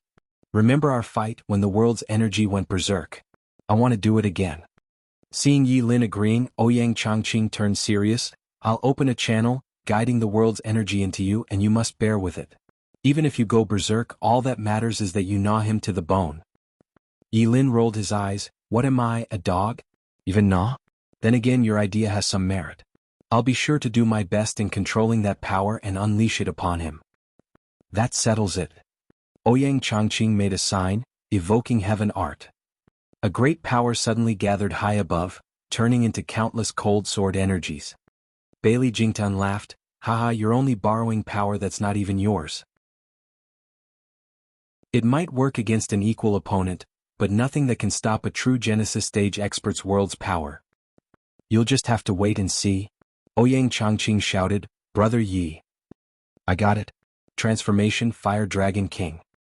Yi Lin roared and the golden flame exploded around him, warping and surging 500 meters in height. Ouyang Changqing changed signs, Heaven Sealing Art World Channel. Whoosh. The power far above flew into Yi Lin, only this time, it no longer froze him but fueled his fire, with the golden flames roaring higher and brighter. The huge dragon's expression was heavy from pain as well, but he bore through it even as the strain increased along with the power. Ouyang Changqing didn't seal Yi Lin's strength, but drew the world's power into him to bolster his. But with this constant flow of power, the odds were it would go berserk once more and take over his mind. The risk in doing it was very high as well. Brother Yi, how does it feel? Can you take it? No problem. The dragon's eye shone with resolve as he gnashed his fangs. Then strike, do it now? Ouyang Changqing pointed at Bailey Jingtian. Yi Lin roared in anger and threw himself at the enemy with his claws and fangs ready to tear him apart. For the first time, Ouyang Changqing applauded Yi Lin. Good, Brother Yi, attack. Aha, Bailey Jingtian, you're finished? Brother Yi has my heaven-sealing art in him. No matter what you do, all your power will be drawn into him and only make him stronger. Not just your Yuan Qi but the world's power as well. He's unstoppable now and you will die. Yi Lin roared as he finished, the flames on his body rising higher and brighter. Oh, so that's how it is. Bailey Jingtian smirked, drawing 2 fingers out and releasing sword intent from their tips. Ouyang Changqing mocked, Bailey Jingdan, are you deaf? I already told you no matter what you. Boom. Bailey Jingtian flicked his hand and a purple sword energy shot for the fire dragon.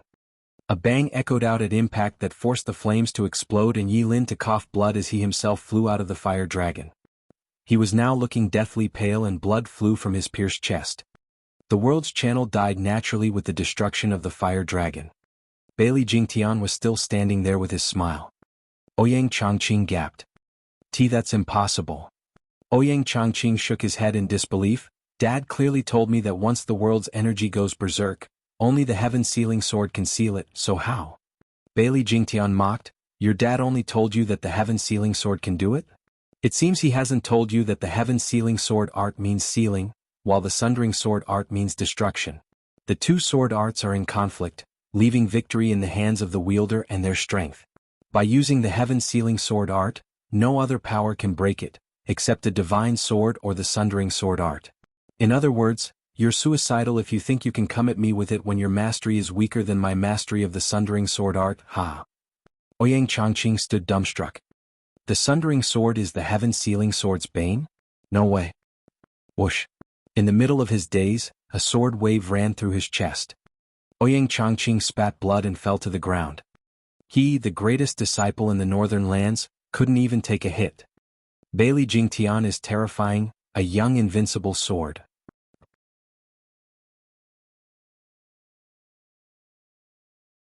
Chapter 1064, Rushed. Chapter 1064, Rush. Proofreader, Papatonks. Yin Yang Ghost Claw. Yen Mo released his aura, fighting with a prince just off from the main fight. Yin and Yang flames formed into an eerie claw that raked the air. The prince gazed coldly, waving his finger and shooting a sword wave to crush the claw like it was nothing. The sword wave wasn't finished, slashing Yen Mo's chest and making him cough blood as he flew through the air. Yen Mo. Wu Qingqiu cried out in worry just as Bailey Jinggang arrived before him and smashed his punch into his clarity domain. You have the time to mind others when fighting me? Bam. Second only to Yi Lin, the strongest body in the western lands was Wu Qingqiu. However, Bailey Jingtian's unstoppable punch connected to Wu Qingqiu's chest, snapping his ribs. Wu Qingqiu was flung through the air and landed hard, with blood splattering everywhere. They weren't the only ones, with everyone else suffering the same fate against the 9 princes. All these renowned disciples ended up crushed in less than a second. None could get up, too damaged and too paralyzed to move. The 10 princes of Bailey were unstoppable in power and potential. Plop. Murong Shui bled from the mouth with a frown, her knee hitting dirt. Looking around, she found that the 10 princes were dominating the fights, leaving their opponents on the ground. Even Yi Lin and Ouyang Changqing, the opposing land's strongest, were no different, looking on with despair and dismay. We're finished? Murong Shui's heart sank in defeat and she shook her head. She should have known that the 10 princes were beyond any of them could hope to match. Bailey Jingtian alone was like a second invincible sword, crushing them all the same even without the other 9 princes. Compared to them, her side were weevils. First came defeat and then came robbing their future and their lives. Murong Shui sighed and closed her eyes. Regardless of that foul man's shrewd planning, it was Bailey Yutian who had taken initiative and now held the advantage. Now we have lost and the 4 lands lost as well. The people are going to suffer once more. Brother, these guys were nothing. How do we handle her though? Bailey Jingang's cold eye surveyed the area and as he brought a shivering Chu Qingqing over to Bailey Jingtian. Bailey Jingtian gave her a long look. Miss, there's no need to fear us. We won't hurt you. We only want to find your husband. Where could Serjua be at this moment? Chu Qingqing shivered and lowered her head. Bailey Jingtian looked at his brothers with puzzlement. Don't tell me she's been scared out of her mind. He'd seen his fair share of cowards, but never one who turned like this and was a cultivator as well. They were only a bit rough on them, that was all, not yet having resorted to killing. So what's got her so terrified? Brother, this must be her nature. Bailey Jinggang said. When we struck, the girl had just stood there and shivered. She didn't even fight us when we brought her, like a cripple. Why would Zhua Fan, a deceitful and arrogant bastard who even fooled the patriarch marry a dull wife like her. Bailey Jingtian was stumped. She's dull? Cough. Yi Lin spat blood and forced his weak body to sit. Don't touch my sister-in-law. She lost her mind and knows nothing. Just take me if you want. What good will that do? Who are you to Zhuo Fan anyway that you could draw him out? Bailey Jingtian mocked and turned to the shivering Chu Qingqing. She may be a dumb wife, but Zhuo Fan did have them escort her. That proves he'll come for her. She'll make a good bait. Brothers, take her back. Yes, sir. Bailey Jinggang bowed with the others and grabbed her hands to leave, but then paused. Brother, what about them?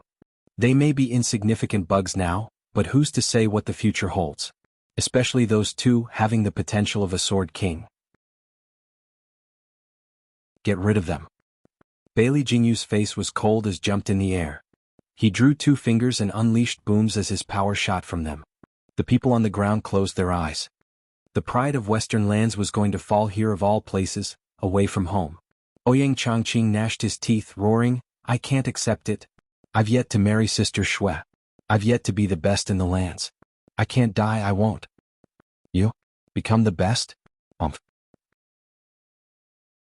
Bailey Jingtian scoffed, at best you're nothing but your old man's successor, the best in the northern lands. The best in the lands shall forever be with our clan, so just wake up already. Oh sorry, it looks like you won't even be dreaming soon. Take this little pity you got from me and use what precious seconds you have left to dream then, ha. Ouyang Changqing's lips shook. Changqing, I'm here to save you. I knew sensing the evoking heaven art here that it was you who did it. Ah, I'm so glad there's still time. A sudden voice shouted. Elder Lu. Ouyang Changqing looked at the old man leading 24 others and showing their mighty Genesis expert aura. Ouyang Changqing was overjoyed. We're saved. 20 elders are here and in Genesis stage. They... Boom. Thunder rattled the air with every explosion of lighting and the elders were broken apart under the thunder sword waves. They couldn't even scream as they turned to ashes. Bailey Jingtian put down his fingers and mocked, Young Master Ouyang, did you not hear me? I've trained against crowds from a young age, against 100. Aren't you a bit naive thinking 20 Genesis stage bags of bones could save you? Ouyang Changqing felt like crying, roaring, You freak, have you no respect for your elders? Killing kind old men without provocation, is this how you've been raised? What has the Bailey clan even taught you? The patriarch said to cut the tongues of the chatty ones. Bailey Jingtian darkened as he glared at him. Ouyang Changqing closed his mouth, shivering in silence. Murong Shui shook her head with a bitter smile. The pompous fool is wild even in death. Bailey Jingtian drew his fingers again and built power in them as he put on an evil smirk. There's no need to harbor false hope as the Sea Bright sect has hardly any people left alive. No one will be coming to save you. So just accept my judgment and go to hell, haha. Bailey Jingtian flicked and the sword energy came crashing down. It held so much power the stones were eaten away, robbing the breaths of the wounded on the ground. They were all doomed. They knew it but none could do anything to stop it. Elder brother, farewell. Forgive me for not protecting my sister-in-law. Yi Lin closed his eyes in remorse. Zhuo Fan, I am ashamed to be your brother. Wu Qingxiu and Yan Mo lowered their heads. There are too many monsters in the world. I am unable to be the best in the lands. Ouyang Changqing felt his heart twist in defiance. Central areas might can't be repelled. The people are going to suffer, Murong Shui sighed. In the moment of their deaths, all that went through their minds were their regrets. But then, Divine Eye of the Void's 5th stage, Thunderflame Wall.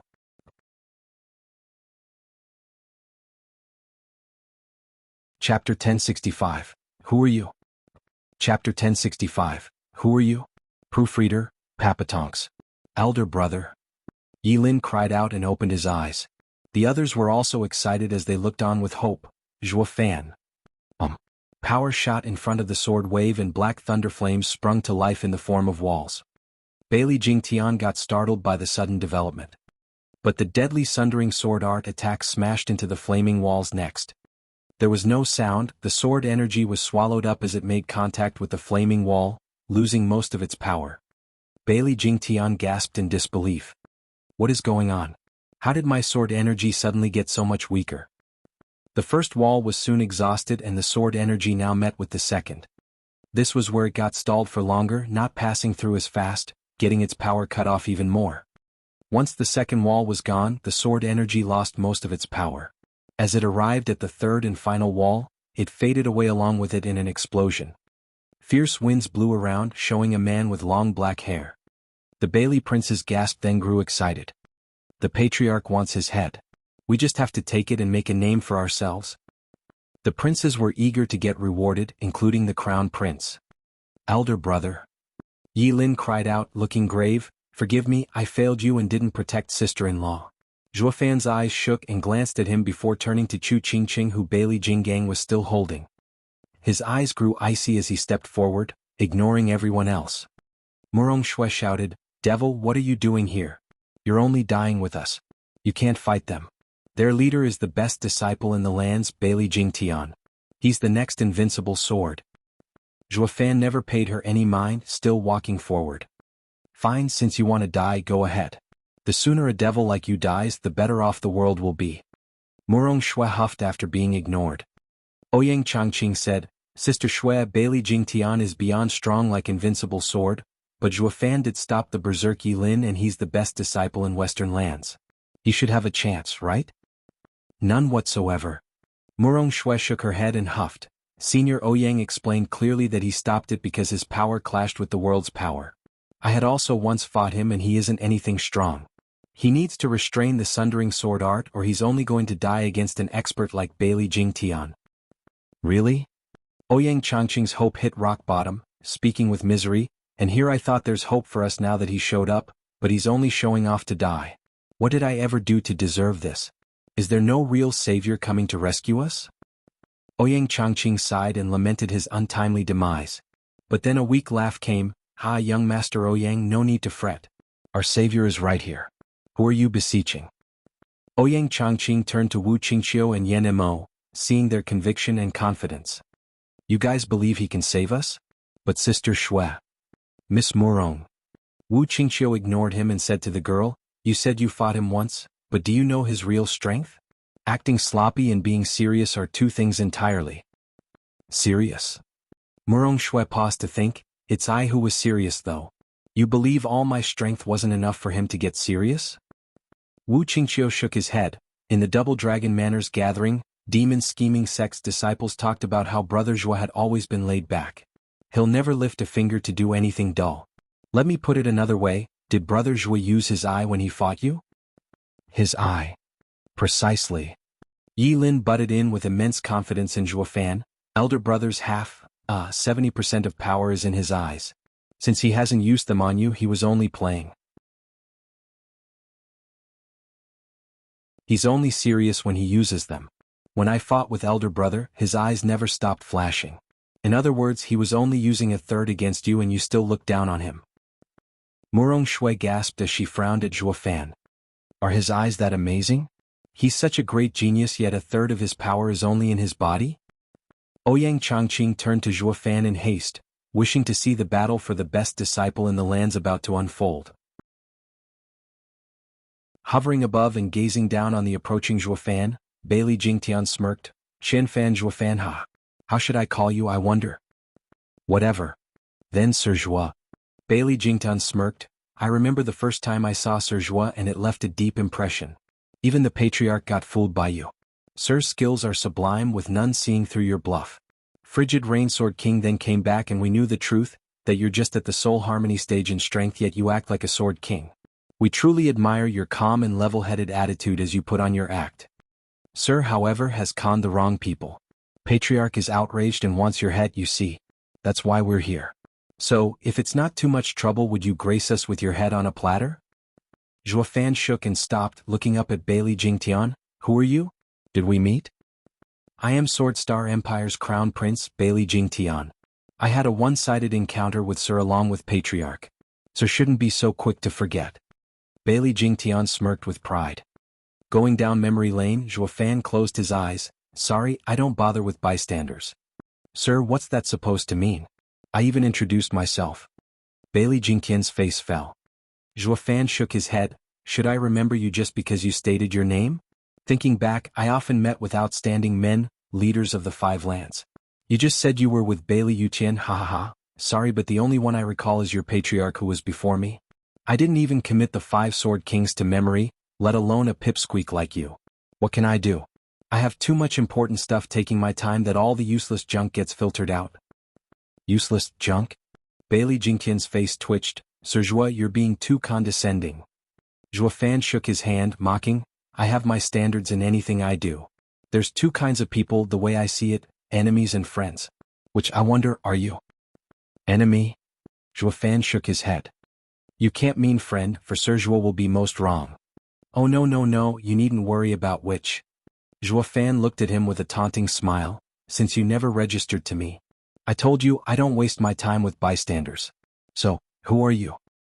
Wu Qingqiu's group stifled their laughter. Bailey Jingtian shook in rage and hatred, staring daggers at Zhua Fan. This punk has to die.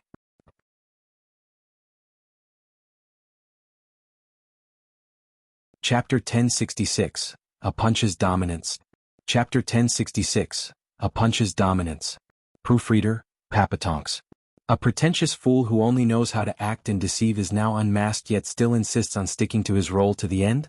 Ah, Sir Zhua, this is utterly vapid. Bailey Jingqian's bloodthirst shone in his eyes, smirking and signaling Bailey Jinggang, I, however, am in no mood to indulge you. Your head is mine. Brother, the dumb wife has outlived her purpose, handle it. Bailey Jinggang gave a sharp nod and laughed. Lightning crackled all over him as he smashed a big fist at Chu Qingqing. With an evil grin, Bailey Jingqian's sword wave finally grew outrageously strong enough, glancing back at Zhua Fan, weren't you so full of yourself in your acting? Your wife is about to have that punch splatter her all over and what can you do? Nothing. What's there to still be smug? Ugh. Just as he was about to release his sword wave, he froze, looking in disbelief at where Zhua Fan was standing to find it empty. Where'd he go? Whoosh. Bailey Jinggang's face twisted as his mighty fist reached Chu Qingqing, the blowing wind fluttering the frail girl's white hair. Then something red flashed out of nowhere, standing before Chu Qingqing and meeting Bailey Jinggang's strike. What was that? Bailey Jinggang's eyes shook from shock. The flash came all of a sudden and couldn't make it out, yet cared little about it. The dumb wife must have had some protective spiritual weapon. But he believed that there was nothing that his lightning-forged body couldn't overcome. After all, he was able to punch through even 7th-grade spiritual weapons. He shouted, ramping up the lightning on his fist as he pushed on. Bam! The punch slammed into the red glow, unleashing a mighty shockwave, only to realize this was anything but a defensive spiritual weapon, but a scarlet fist. Bailey Jinggang was even more confident. No matter who was coming at him, the number of people able to take on his beyond tough body could be counted on one hand. Yi Lin was a freak enough, but he was now on the ground in wounds. He didn't believe that there could be another outrageous body cultivator here. It was only logical to think that monsters were a rarity, or how else would others get by with them being so common? Shaking his head and sporting a belligerent grin, Bailey Jinggang grew excited as he got into smashing the ignorant interloper. Ha fool, you're coming at me with your body? You've got a death wish. I will flatten you. I'm sorry to say that's going to be you. And while monsters were indeed a rarity upon this god's green earth, he had hit quite the iron plate this time. Coming from the red glow was a cold reply to his infinite confidence. Bailey Jinggang blinked as there was a sickening crunch echoing from before him. What followed was a blinding pain that overloaded his heart. He jerked, then sweated all over hard. How is this possible? Bailey Jinggang was overwhelmed with a maelstrom of emotions. How can a fist be that strong? Is it still made of flesh and blood? His eyes shook hard, Bailey Jinggang looking dumbfounded as the scarlet fist's glow eased to reveal Zhua Fan's deadly gaze. Get away from my wife, reject. The scarlet fist shook and unleashed a powerful ripple that exploded Bailey Jinggang's lightning-covered arm, causing bone, blood and flesh to fly all over. Bailey Jinggang's gaze was empty, only now sensing there was nothing where his tough arm should be. Then the dread came, further amplified by Zhua Fan's ruthless gaze. Never had he thought that there would be someone out there that could break his body forged through such hardships. Is he still human? Bailey Jinggang's heart seized. Retreating now was impossible, not when he was supremely confident in his own body that he gave his all in that attack. As his eyes were taken in with fear and shock, inertia carried the now one-armed Bailey Jinggang closer to the red glow and his doom, all by his own making. Boom. Bailey Jinggang collided with the fist in a mighty bang and turned to mush. It made a nauseating splatter as his corpse hit the ground, before he could even let out his last cry of pain. As for the punch, its power shot ahead, ripping everything for 100 miles. A huge cloud of dust was kicked even as the ground never stopped shaking. Only now did the bystanders react, looking over at the sudden commotion to find a savage wind blowing where Chu Qingqing and Zhuo Fan stood. As for Bailey Jinggang, he was now blood on the ground, fertilizing the grass. The two had a mighty clash of the toughest bodies yet, and the result came faster than expected, with Bailey Jinggang's body failing immediately. It happened so fast that none here could react nor see how the gruesome ending of the buffed Bailey Jinggang came to be. "Brother?" The princess cried out in shock, giving Zhuo Fan looks of fear and bewilderment. How on earth did he just get to brother in an instant? And just what kind of power utterly destroyed brother who is only second to the crown prince? But more importantly, how did he kill him without even giving us the time to witness it? That can only mean his power. All princes turned to the still stunned crown prince, who grew dark. He's not a pretender through and through after all. But how did he pass 8 princes? Is his speed that great, dwarfing even mine? Bailey Jingtian balled his fists, his heart tense with caution. Murong Shue's group on the ground were just as stunned. She could hardly believe what she saw. Is this what Yilin meant? Is this the devil's true power? It's unlike anything I fought against back then. Quick, sharp, ruthless, killing the second prince on the spot. She was brought back to when she faced Zhuo Fan in Galefrost Town, when Zhuo Fan took her hit on purpose to return the favor. Murong Shui gnashed her teeth in defiance. Since when do I need the devil to turn his cheek for me to purge evil from this world? This is utterly absurd. Hey brother, Yilin is Western lands godlike. Ouyang Chongqing was having a difficult time coming to terms with reality as well, slapping Yilin's shoulder as he demanded answers. How the hell did you even train the best disciple in Western lands? You clashed with Bailey Jinggang yourself and he hadn't budged at all. Why then is he now dead in a second? Hey, say something. Weren't you bragging? Did you really fought this freak for the Western lands best disciple title and barely lost? Yilin's eyes twitched hard, his ears ringing with the pompous fool's demands. But as he looked at Zhuo Fan, he sighed hard, shaking his head. Qilin has the greatest strength among sacred beasts. Elder brother has now learned to use the Qilin arm as his own. Now even I won't be able to take that arm. Just how could I have fallen so far behind in just a few years? Yilin shook his head ruefully. Ouyang Chongqing felt the same, though his mind ran wild with swears. Brother Yi, you're as bright as the sun, yet you could never match his splendor. Woe is you. There is no marring the shine of the moon. Thank God there's no monsters like that in northern lands, or my heart would break from jealousy. Though with the danger we're in, the stronger this brother Zhuo is, the better. At least we'll get to survive this, he. Ouyang Chongqing's eyes flashed with hope, looking at Zhuo Fan in expectation. Brother Zhuo, my poor humble life and future happiness rest in your hands. Save me and Sister Shui, and I shall never forget this boundless favor you have graced me with.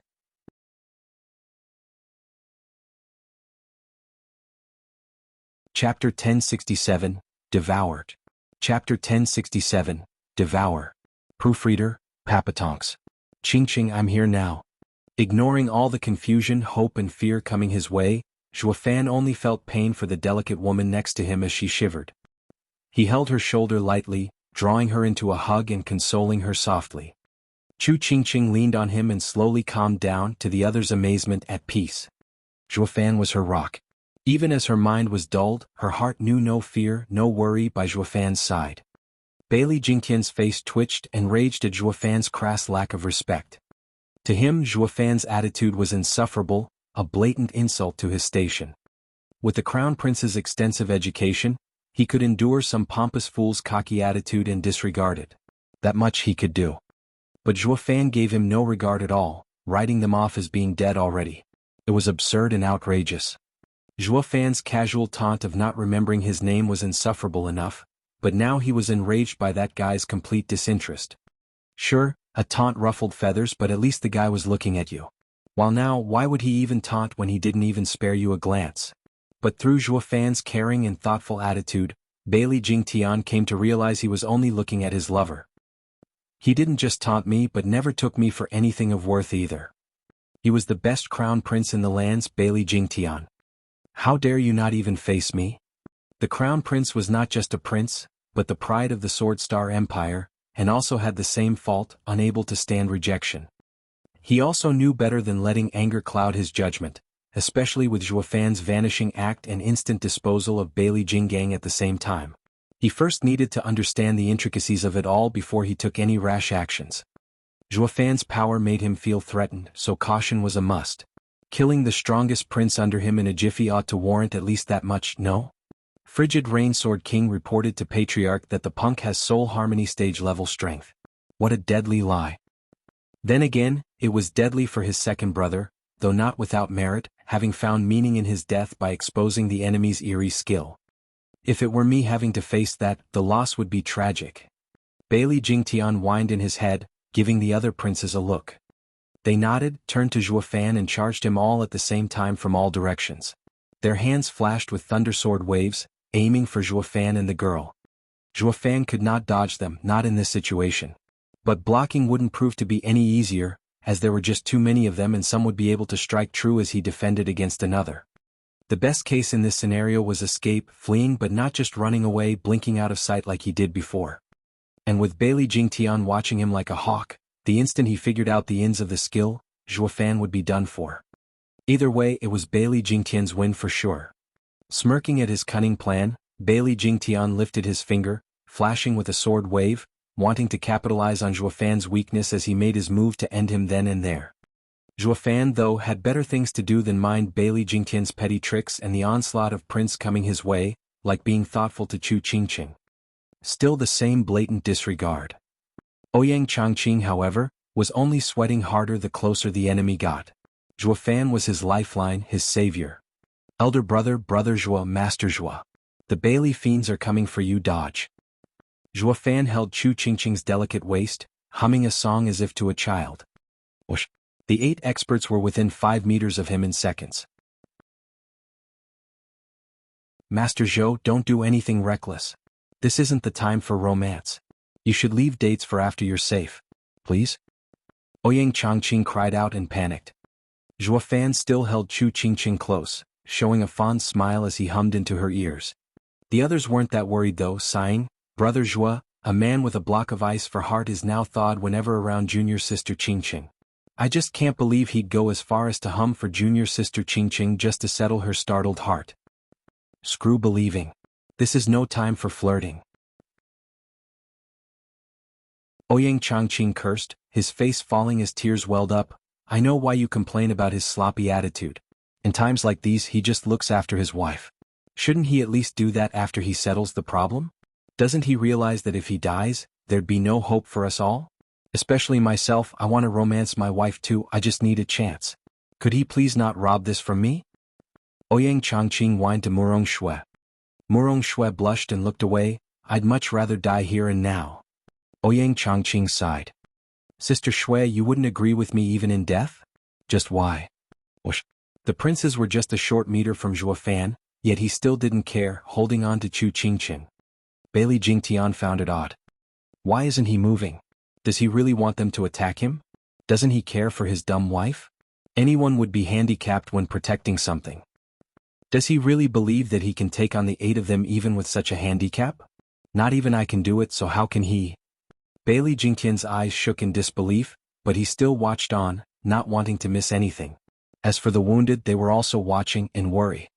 Zhuo Fan's death meant theirs. Zhuo Fan's survival meant they'd see another day. Whoosh. One figure flashed in front as he extended his finger to shoot a sword wave for Zhuo Fan. It's the 3rd prince. Murong Shui shouted. He's below crown prince and 2nd prince but still very strong. He's the one that blocked me before. Ouyang Changqing joined. Brother Zhuo can't fight back now, not with. Whoosh. 7 more sword waves launched for Zhuo Fan, an attack that would definitely cripple Zhuo Fan once they landed. Everyone tensed, clenching their sweaty palms. It was now or never. Any later and Zhuo Fan would become bloody pieces on the ground. Sensing the danger at long last, Zhuo Fan paused and his features hardened. Too little, too late. 3rd prince smirked, needing only an inch for his attack to reach Zhuo Fan's waist and run him through. 3rd prince grinned in supreme confidence at the imminent victory. His head is mine.